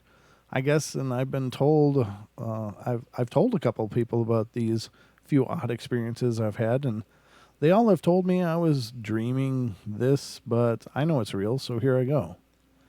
My first odd experience happened on the 23rd of December, 2017. I was at my aunt's place and had just come back from seeing my brother at his grave. I was feeling really awful and upset, so I decided to head off to bed early to try to sleep off some of the pain I felt. I woke up at 2:26 a.m., according to my phone, and I was really thirsty, so I got up and got a glass of water, and while staring out the window above the sink, I saw what looked like a young man standing out on the porch, just looking out onto the front yard. I was in so much shock, I dropped my glass into the sink, and it made a loud crashing sound, and I looked at the doorway, hoping my aunt or mom wasn't going to come out to beat my butt for making so much noise, seeing as it was probably 2:30 a.m. at this point. I stayed silent for another couple of seconds and to my luck, none of them came out, so I reluctantly looked out to the window again to find my dead brother staring at me through the glass window with a smile on his face. But it wasn't a friendly smile. It felt dark and evil, and he looked terrifying. His eyes were open fully, and he had his head tilted with an evil smile on his face. Tears started to well up, and I could feel my heart starting to race. I ran to my mom's room and slept with her because I was too scared to sleep by myself after seeing that. I need help as to what this could be because it looked like my brother, but it just wasn't him. My brother has such a sweet energy, and he would never look at me that way, the way that he did when I saw him through the window. I know what I saw was real. This may sound stupid, but is it possible a demon is wearing my brother's body to haunt me? Please help. It could be. Again, it could be many things because we've done so many stories on things like doppelgangers and such. So Right. there doesn't seem to be a limit as to how a spirit can be received, whether or perceived rather, whether it's a demon or other type of entity. I don't think that qualifies as it being demon. Now it sounds kind of nasty, whatever it is, and I certainly wouldn't want it looking at me. But I don't think that qualifies as necessarily a demon. Again, the term gets so used. Right. Right. Shattered glass and a creepy little girl. Now, ladies and gentlemen, if you're listening to the Paranormal Portal for any length of time, you will have heard me say that I'm not a real big believer in child hauntings. I just don't. I don't know. For me, it gets down to if there is anything good and just in the universe at all, when a child passes, they are brought home. And I believe there is. I believe there is a higher power. I don't believe that children are left to linger searching for lost parents and stuff. I just don't believe it. That some angel, some being of light would receive these children and bring them home because they are pure, beautiful spirits. They're not corrupt. They're not anything other than just sweet and loving. So if that is true, and I believe it is true, then additionally, when you hear stories of people having child spirits in their house, 9 times out of 10, they become not child spirits at some point in the retelling, and they become something dark. And the reason, I think, is because as we are, any normal person, when they hear a child in distress, they open their hearts to them. They open up to them completely, because it is absolutely contrary to anything good to know that a child is suffering and to do nothing. We want to help. We are just moved on a very emotional level to render aid to a child. And there's plenty of people in this world that aren't that way. Don't get me wrong. I'm not looking through rose-colored glasses, but I'm saying a normal person would want to render aid. It would be so painful to see a child that was in pain and do nothing.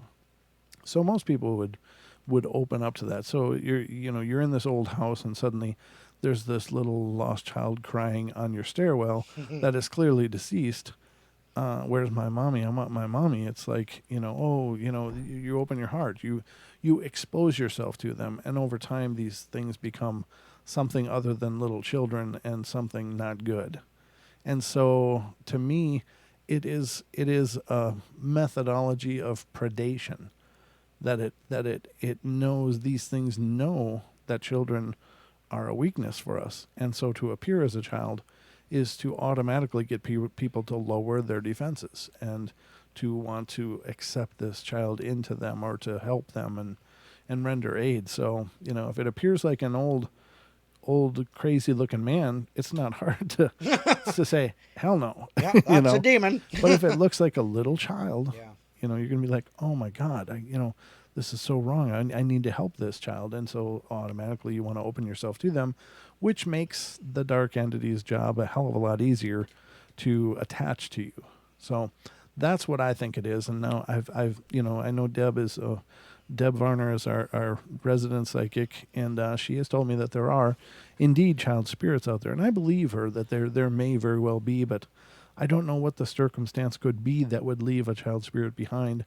But if that's the case, then, maybe everything isn't as good and just in the universe as I believe it is. Mm. So whatever the case may be, and I'm not an expert, I'm just an enthusiast, but that's just my 2 cents on the subject. So whenever I see something about a creepy little girl, automatically I'm going, this is no creepy little girl. This is a creepy something else. So let me read this story and see what you guys think. It has been a while since I have posted anything. Just goes to show you how quiet things are until now. My story takes place on the night of Wednesday, the 21st, February of this year, 2018. Wow. Okay. Though it could have been in the wee hours of Thursday, 22nd February.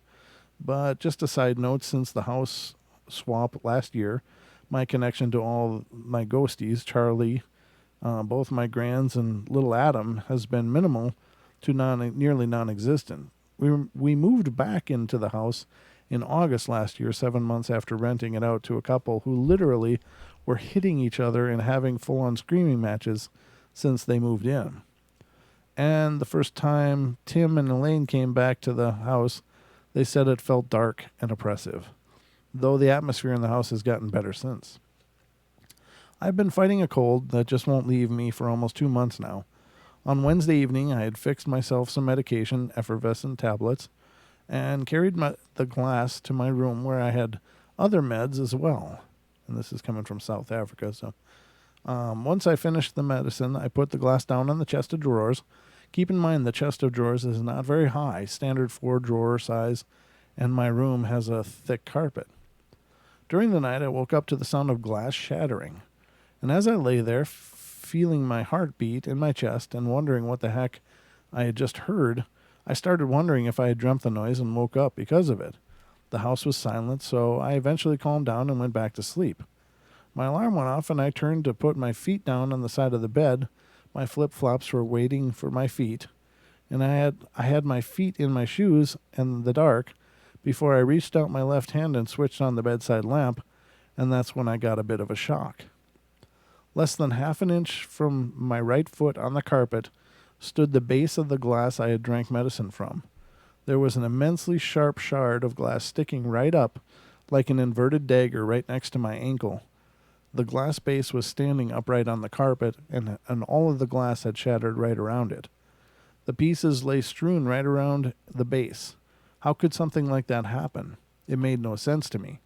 There is not one thing that could explain to me how a glass could have moved off a chest of drawers, fall perfectly upright onto the thick carpet, and shatter in such a way that all the shards except the biggest and sharpest one ended up being scattered right around the base. I went and showed my mom what I had very nearly stepped in, and that's when she told me that something very weird had happened to her during the night as well. She said she became aware that someone had crawled onto her bed with her and then the person was pinning her to the bed. She said she was still half dreaming, looking up into the horrible face of a little girl. She said the face was horrible to look at, and she could feel that whatever this thing was, it was malicious and wanted to hurt her or worse. She said she suddenly dreamed that I came walking into a room and the face of the girl changed into that of a normal, pretty little girl. And once I left the room, the face changed again. It shook her around on the bed for a few minutes before it left. She was so rattled. She said that by the time the thing started shaking her, she was wide awake and crying. As the result, she had barely slept in 5 days. I noticed that I have scratches on my arms, then thin scratches like a cat would give you, and both Thursday and Friday I had red marks on my neck, like pressure marks that just wouldn't go away, which is strange. We don't have a cat, and I know no one was anywhere near my room. I tried asking Tim for help, and he said to me it sounds like someone brought something dark into the house and it has fixated on me. My mom got off worse. How could it be attracted to me? Unfortunately, my avenue for help when it comes to him is closed now. He has blocked off his sight and everything else that goes on with his gift, as he says it's not God's will for him to see. Oh, what a jerk. If that is his way of finding peace, then I am very happy for him. It's just a bit difficult to navigate unknown waters right now. I'm not sure who Tim is, and I'm sure it relates to some other story this person has written. Right. And I see they've written quite a few here. So, I don't know. But I don't know if Tim is some kind of spiritual being or No, it sounds like Tim is like somebody from the other house. So he sensitive. said, yeah. That's what it sounds like. It sounds like this person moved out of one spot, and for whatever reason, and there was a gal too, Tim and someone, Right. Tim and Elaine. So they moved out of that house, or they moved into that house, and Tim was sensitive in some way. So apparently Tim doesn't think God wants him to have the gift or the gift he had. Gotcha. Oh, sorry, that's what I extrapolated. Well, that's quite an extrapolation, Don. I appreciate it. I don't know. I do pay attention. You do. Well, that's the one thing you can afford. The one thing I can afford too is paying attention. Yeah. Other than that, good luck. All right, so let me see. I got to close some of these tabs because I got a bunch of them opened. And how we doing? 8:41. We're cruising through the night. Wow. I feel like I'm just getting started here, ladies and gentlemen. I hope you guys are enjoying the show because I've got like my second or third wind cooking already. Don, how you doing? I'm doing all right. I'm hanging in there. You wide awake? Yeah, absolutely. So far. Well, that's good. I know you said you haven't been sleeping as well again, Oh, so that's me though. that's you, Sleep Mr. deprivation. Someday I'm gonna pay that sleep debt off, and I'm just gonna sleep for a day or two. That's gonna be just wonderful. I have had a couple. As a matter of fact, this week I've had a couple short naps where I've woke up and I was like, "What day is it? What day is it? Hump day. Do I gotta go to work? Do I work today?" Nice. Wow. Mm-mm. Quit talking about cheesecakes. Are they talking food in there? Yeah, they're talking food. It's Obaki's fault. Well, Baki, I'm gonna come into your videos and start talking about pizza. Pizza. Pizza. Mm. Let's keep it normal. Paranormal. Paranormal. That's funny. I know it's like a network of food TV or sometimes. It's almost food porn. Oh, hey. I didn't read this one, did I? Crossing Paths with a Demonic No, Entity? I don't think so. Well, let's see what it says. Well, It's from let's do it. Canada, from April 11th, 2017. Wow, not too long Let's ago. see what's going on up in Canada, up at the Canucks. And the Canucks. The story that I'm sharing with you took place 5 years ago during the summer of 2011. It was a hot night in a small rural town outside of Montreal, Quebec. And I was walking home from hanging out with some friends who lived across town from me. Originally, my curfew was supposed to be 12 a.m., but I stretched it to 3 to 4 a.m. since I knew my mother would be sleeping and unaware of the real time I got home. Walking back home around 3 a.m. in my small town was always dead and quiet. Not a person or car in sight. To get home, I would cross a highway that crossed two sides of the town I lived in, and I would cross through a ditch that was well excluded and hidden by a wooded area. Thinking of it now, it's a ditch I should not have cut through by myself in those odd hours. And as I was cutting through the woods, I had my cell phone's flashlight app on and noticed something was glowing in the reflection. And I found it weird because that something would be glowing because I've never seen anything glow in the reflection of a flashlight. And as I got closer, I realized it wasn't something. It looked like someone bent over in the bushes. I paused for a moment and thought to myself, okay, maybe this is an animal reflecting in my flashlight, but I took a couple of steps closer and realized that it was not the case. My heart stopped for a couple of seconds, and I just stared. I was looking at a demonic entity. Demonic looking it was. Demonic looking it was. That sounds like... Sounds like a Dr. Seuss thing. I was looking at a demonic entity. Demonic entity looking it was. All I could see was its back hunched over as it was fiddling in the bushes. By the way it hunched, it didn't look normal and was really unsettling, and the ears were pointy and with a glowing body. Then it turned its head almost as if it sensed me looking at it and noticed my flashlight on it.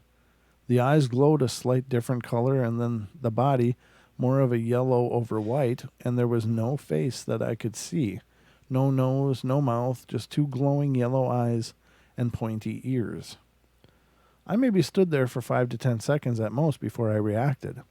I had 3 options. First one was to turn my back to it and run the long way home, or run right by it home, or to quietly walk past it. Something inside me said, do not turn your back. Everything I had heard from my family about demons was to never show fear or to turn your back, and also not to startle it by running.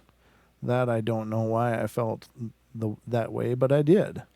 So I chose to walk by it quietly and to not make any eye contact whatsoever with it, and that's what I did. Walking by it was one of the scariest things I have ever had to do, but I swallowed my fear and managed to make it home. But as soon as I was out of the wooded area, I started to run, believe me, and for weeks after that, I slept with my mother or younger sister.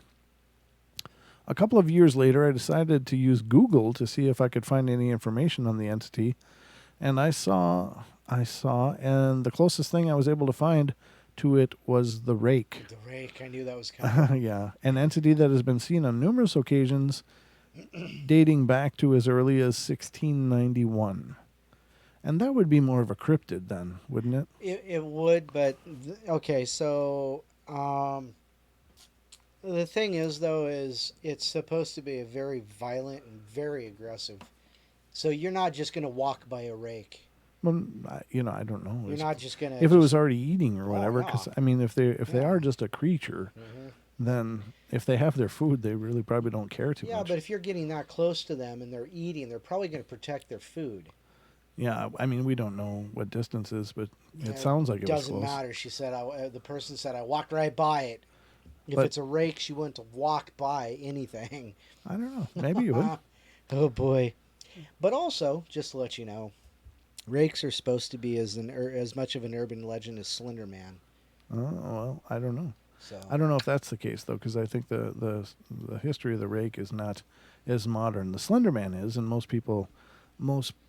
there's many people that believe that the Slender Man is a bleed off of shadow people. of the rake actually. Oh, Yeah, but the rake legend I think goes back quite a ways. Mm.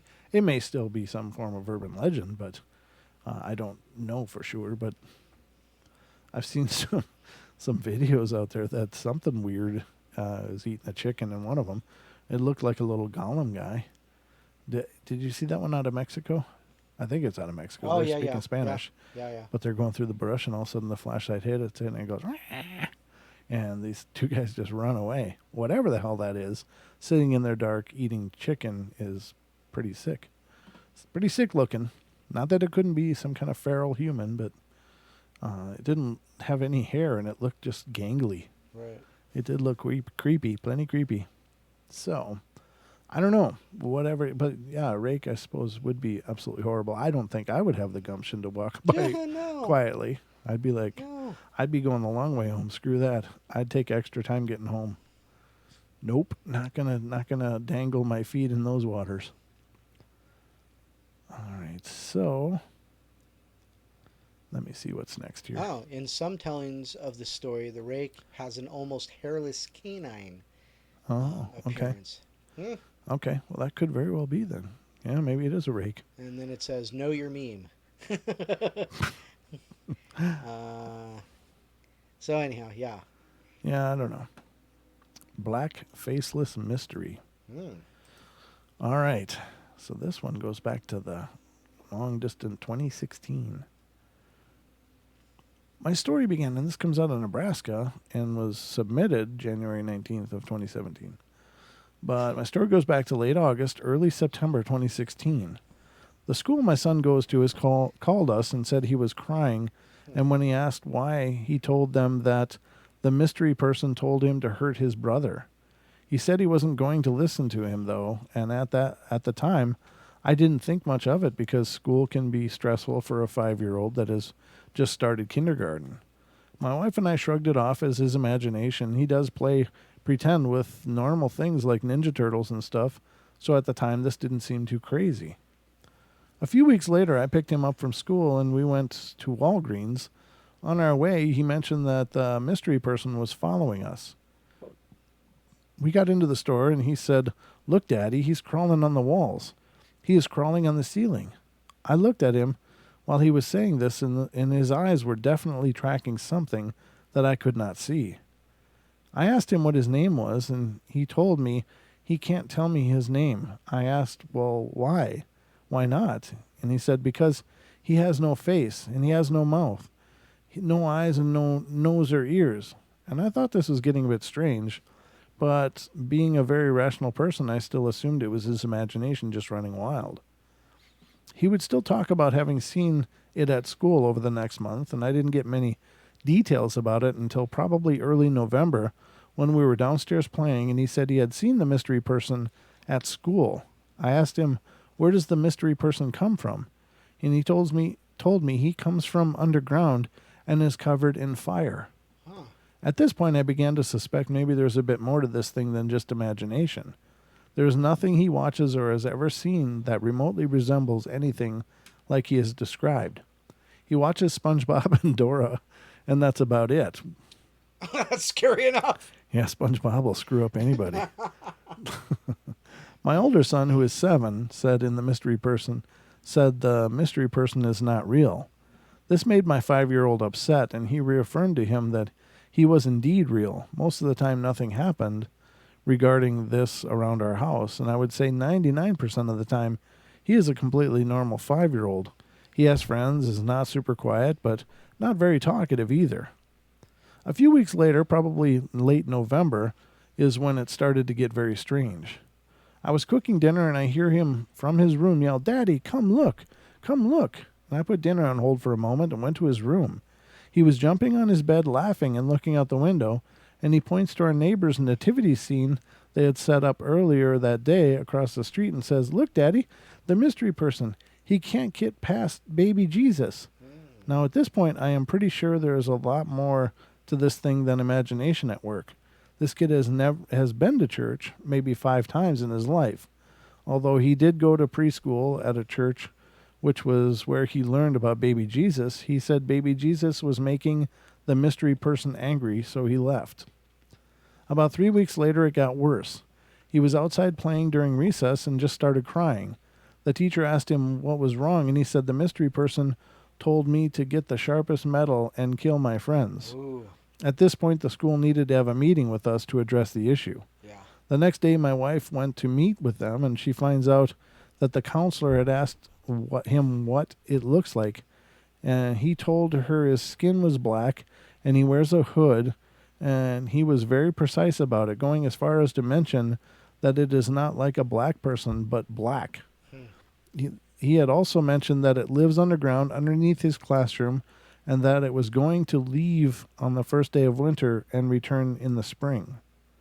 I thought to myself, finally he mentioned something that does not align with demon. A few days later, I decided to do some research on demons and come out to find out that this is actually a fairly common thing. I read about a demon, and there was a line: this demon, like many others, will leave on the first day of winter and return in spring. We still have no idea how he knew when the first day of winter was.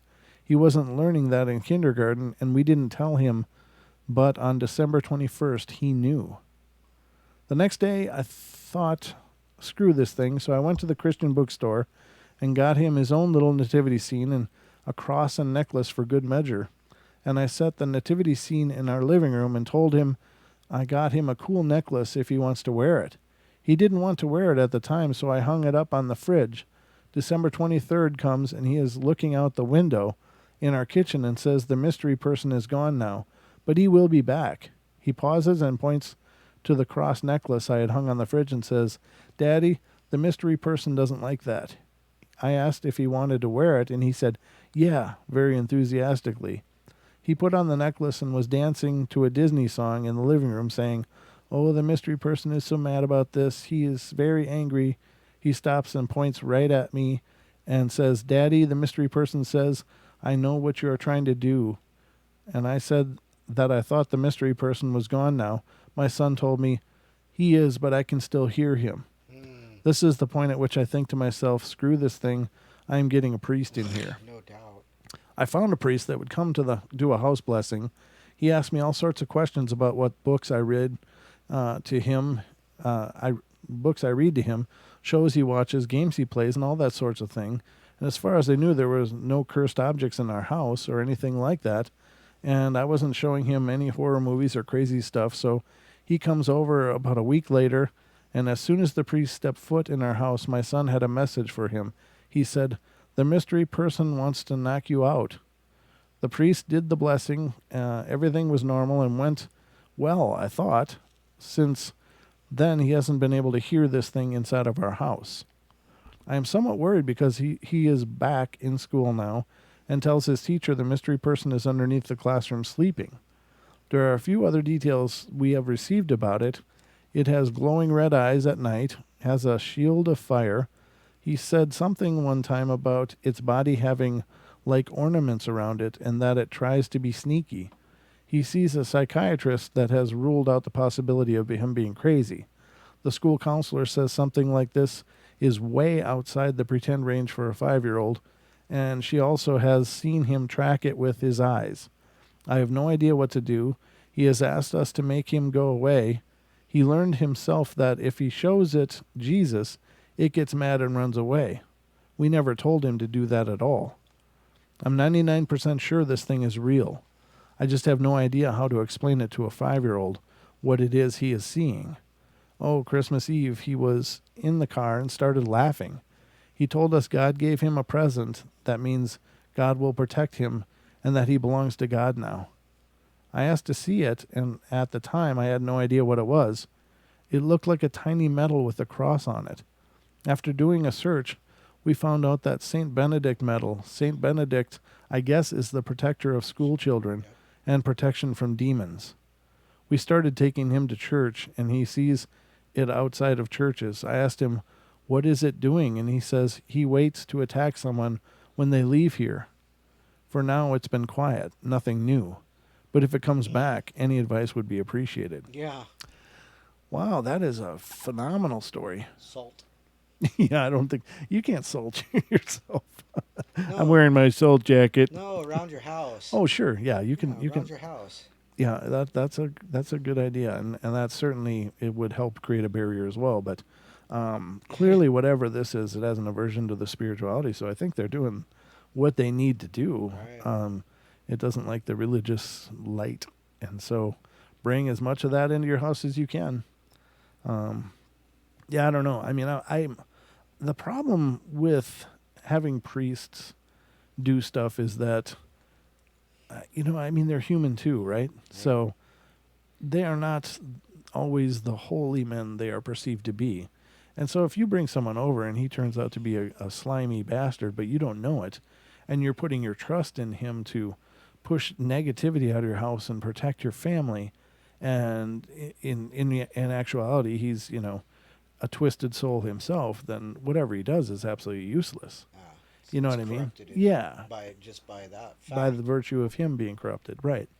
And so, I would, I would definitely involve many different religions and faiths and bring all of them in to do something, and that way, at least maybe one of them will be a saintly type, maybe. Yeah, no doubt. But wow, what a phenomenal story! Someone with some true faith. Right, exactly. Wow. That was creepy. That was is kinda creepy. that is a creepy story, and it's I would believe that the kid is probably clearly very psychically gifted, because none of the other children were seeing this or responding to it. So this kid is probably what people refer to as indigo or crystal children or whatever moniker that's slapped on them. Which I don't like any of those names. I think they're ridiculous, but. Just a very naturally gifted child that probably needs some guidance. And, being a child, it's hard to empower them, but, he could still be taught to control his gift and not let something else control it. But that person isn't asking us directly, but I'm offering it anyway. For whatever it's worth. How you doing, Don? Doing good. Good. You got some good stories tonight, buddy. Well, I try to bring my best foot forward for the portal. And no echoes. Yeah, no echoes. Good stories and no echoes. What more can you ask for here on the portal, ladies and gentlemen? And it's been, other than your microphone, it's been a pretty technically flawless show. Shh. Well, it's not even worth worrying about it being jinxed. It does it on its own, and there's no reason for it because that's a new mic cord, a different mic, still the same problem. Yeah. I guess I could put you in a different channel and we could try that. But But it's always on your end. When you connect it on your end, it's always back. So it still could be the channel. Maybe something on this pot here on the XLR input could be having trouble. I'll try you on channel 4 when we come back. Sweet. For the Friday As long edition. as it's not channel 0, I'm okay. No, that means you stay home. Channel 0 means you're not here. It's actually a horror. It's like a horror series. Oh, okay. Well, that's It's kinda like more American meaning than horror- I know. American Horror Story kind of thing, but Right. it's called Channel 0, and the stories change every season. The first one was about kids. Why? Kids. Creepy. Well, kids are the pure spirits, though, right? So, and they're also malleable, Yeah, it's true. Yeah. and so it's As seen by the last, as heard. well, by the right last- in that last story. But I mean, kids are often Yeah. targeted just because they are,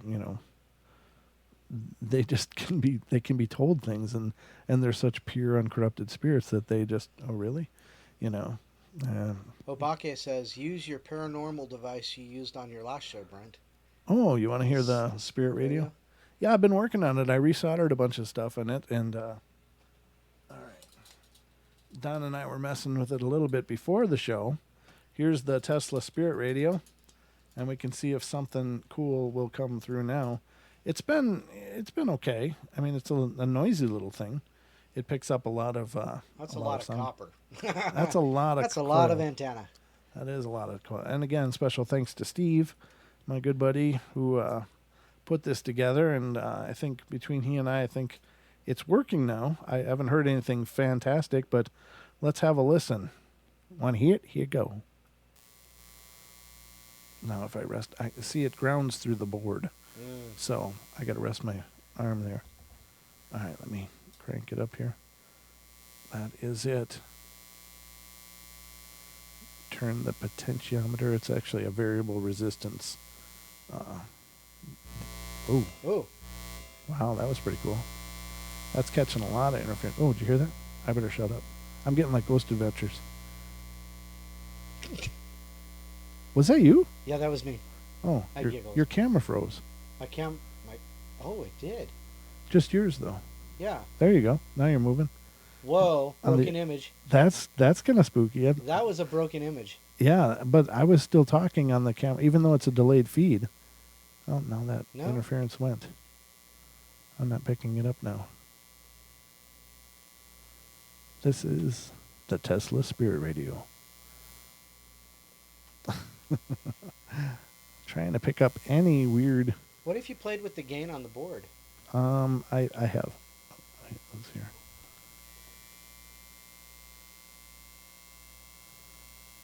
Ask a question. Was that you, Don? No. Okay, that might be a hoax.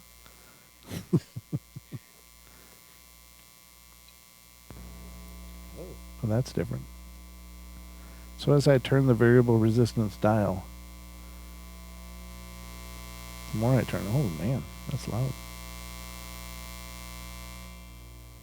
Ooh.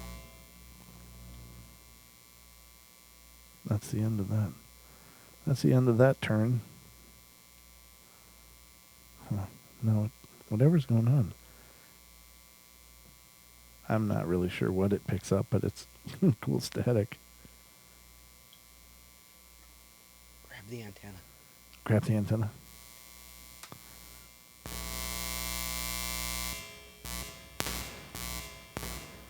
Because when Steve Huff did it, he got some. I just get nasty Interesting. feedback. Yeah. So it's not quite as dramatic as when Steve Huff did it. But then again, he's got about 15 things running on it too. Oh, that's probably true. So, what the hell? I couldn't have been at the end of that. I got to go back again.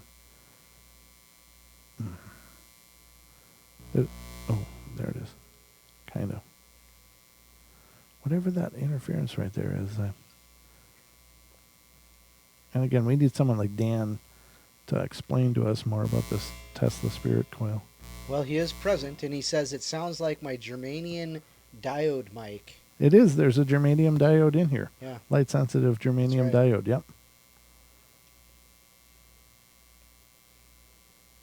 Obake says, ask a question. Do you have anything to say to Mr. Obake? Mr. Philip Torres is asking for some information.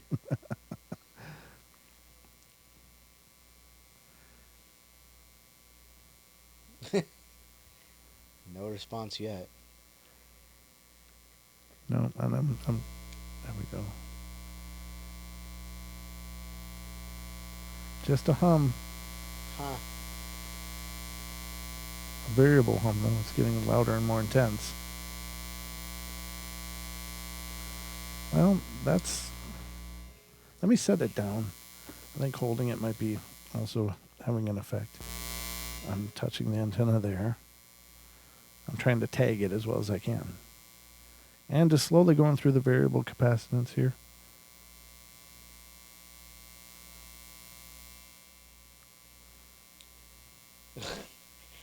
Ian says, ask it. Are you guarding over Brent and Dawn? Yeah, I wonder. Spirit of the portal, are you guarding Don and myself?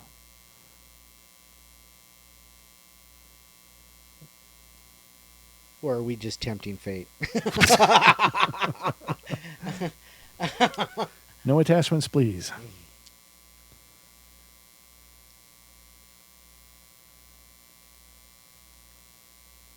Well, I hope you're right, Sean. Sean says, I've had a theory about something is protecting you guys, and when stuff goes wrong, it's protecting you.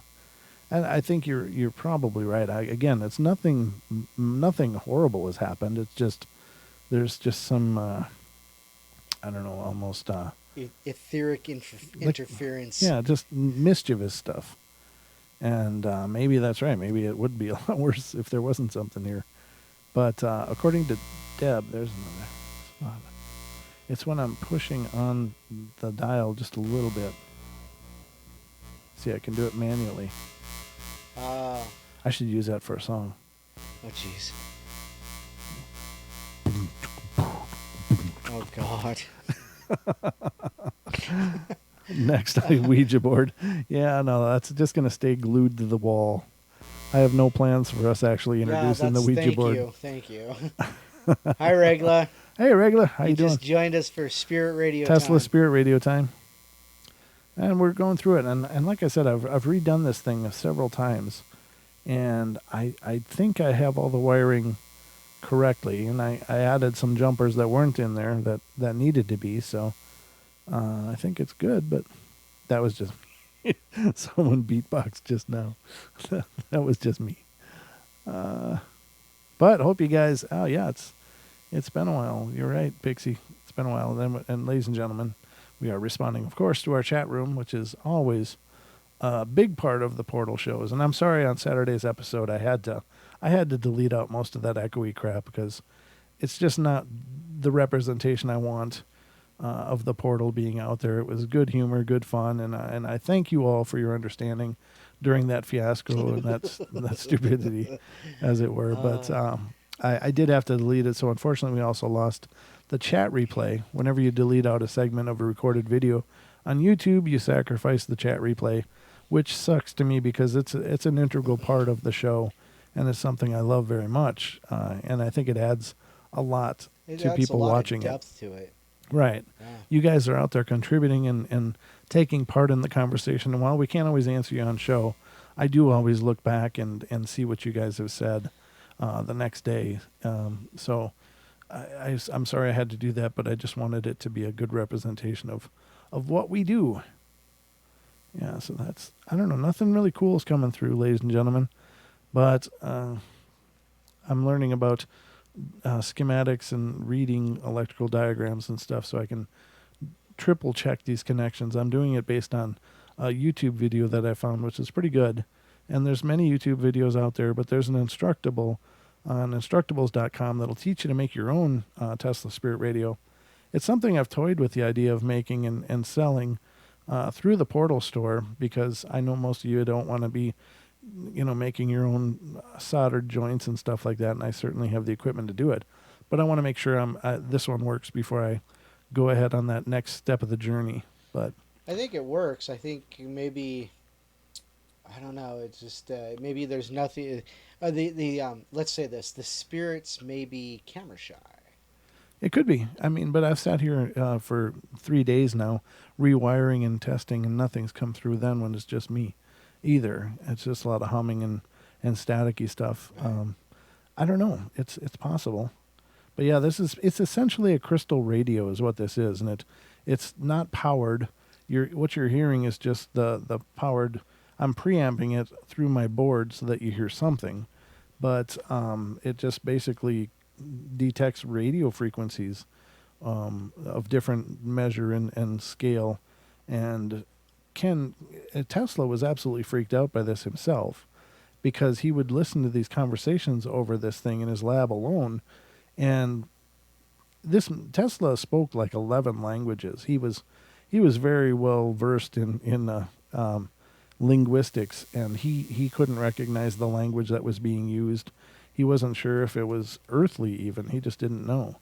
But I've not heard anything that even resembles a voice. I've just heard different clicks and whines and stuff. And these things will also detect lightning strikes hundreds of miles away. So there's a lot of things that can trigger the sound on these. It doesn't necessarily have to be paranormal. And I haven't heard anything paranormal yet, but I also am not 100% convinced it's all configured correctly either. So I got to verify that. If I hear something come through, I'll know I've got it dialed in, and then I, can offer to make these if you guys are interested in having one of your very own. But until then, I'll be playing around. But the last 3 days between doing video stuff And of for course, the show. make sure you record it too. Yeah. Yeah, I've been recording it. I've been recording Definitely. segments on. I put, I have Audacity and I have Pro Tools as well for my sound recording. But I have been recording little pieces and then amping them up and doing some noise reduction on them, and I still haven't heard anything other than hums. But maybe we'll get something cool. And if we do, and if I record it, of course, I'll share it with you guys, because this to me is incredibly exciting. I love this whole device. And like I said, I'm pretty convinced that the geophone that's used on Paranormal Lockdown has a Tesla coil built into it, a Spirit Radio coil, because of the way the sounds are, come out, that there must be something in those in that box that may mimic this. From watching that Steve Huff video with the Tesla Spirit Radio, and having listened to different things with spirit boxes and ghost boxes, things like that. I think I would rather use a Tesla box, because there's no added noise. There's not that tracking sweep, and I have a problem hearing, through that sweep. But this seems to be more stable in that sense. You know what I mean? I mean, it does. But again, I haven't gotten anything even exciting through it yet. So we'll just have to keep. I'm hoping to get something, some kind of reassurance from the other side, if there really is. Does give the ability for spirits to communicate. I hope someone very positive and wonderful, not anything negative, will come through and let me know. Because, of course, negativity is not allowed in the portal. So I do not want any affirmations from anything dark and horrible. I only want affirmations from good and light. But no, I mean, I'm just going through the dial right now as I'm sitting here. And there's not... And I'm doing it very gradually, very slowly. And other than those little clicks like you just heard, and the humming... I got one weird whistling hum once that was very odd, but I ended up deleting it because I couldn't be sure what I was doing at that time. I was just recording some test segments just to see if preamping it would work, and it seems to. Well, yeah, and then you have this fluorescent light on too, and that Oh, creates right. the hum. So let me show you guys this. Oh gosh. Okay. Can you swing it over this way? Yeah. Thanks. Oh, I see when I touch that, it's also on the same electrical loop, so this grounds it as well. So if I turn on, I got this magnifying ring here. I don't know if you can see it. I guess I can turn the camera a little bit. I'm not. Let me get to the live camera. I'm on the YouTube feed. So I can't show you until I get to this. Okay, so you can see it. Now I'm going to hold it under this fluorescent light. Oh. That's me touching the antenna. It gets really aggressive when I touch it. Okay, so I'm going to turn on this light and listen to this.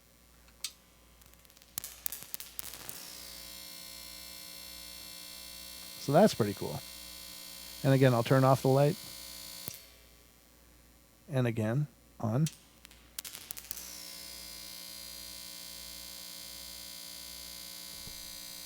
There's a lot of light too. It is, yeah. But that's, it's a big fluorescent ring underneath the magnifying glass, and I use that for soldering, so I can really see what the hell I'm doing. Oh, that's why Dan asked that. Dan asked if the on-air light was neon or neon, and it's actually fluorescent, right? Yeah, it's got a that's fluorescent tube that's in there. actually the on-air sign that you see behind me. Yeah. And it's about a good, 12, 15 feet away. Oh, it's not that far. 12 feet maybe? No, 10? I'd say 10 or less. Oh, 10. I guess it looks Yeah. different on my camera. But you're right. Now that I look at the scale of the room, it's about 10 feet. But it is actually, I found it at the Goodwill, believe it or not, ladies and gentlemen. And what it is I think it came from a Dental veterinarian or Oh, dental yeah, office veterinarian maybe, yeah. because it's a small X-ray box. And so I cut out the on-air out of some black construction paper and put a red gels on it so that it looks like an on-air sign. Creative.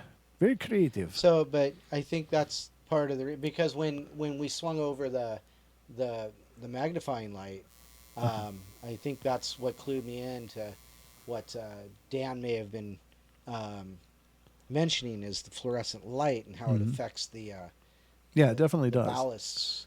I would imagine. Yeah, there's the quite a fluorescing. EM hum from Yeah. those, if they're close especially. Mm-hmm. Now, being across the room, I see if I lift my arm off the mixing board up in the air, then it hums. Put it back down, it doesn't. So I'm grounding it, Oh yeah. as well. Right. But No, Abake, we're not doing a seance. No. let me Are you turn up the crazy? preamp some more too. So that's the preamp almost jacked.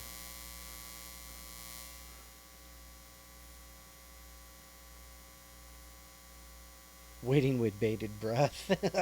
No, I'm just getting real quiet so we can see if anything's coming through because the headphones are on,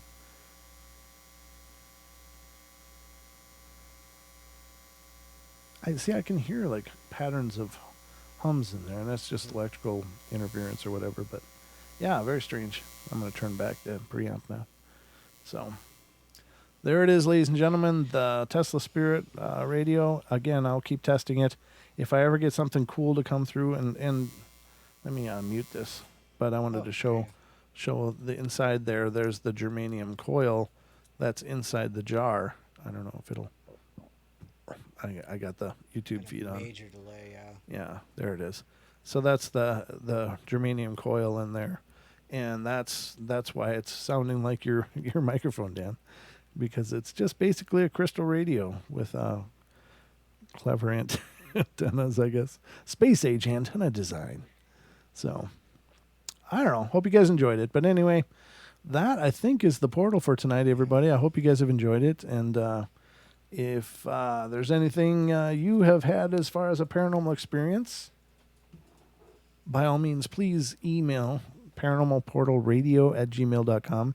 I'd love to feature your story as well on the Paranormal Portal and talk about what you've been through.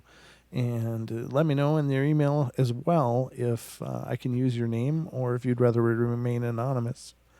I don't mind anonymity, but hope you guys are doing great. We'll see you again on Friday night. I don't know. Anything else, Don, you got in closing? No, just have a great week. We're almost to the weekend, and thank God.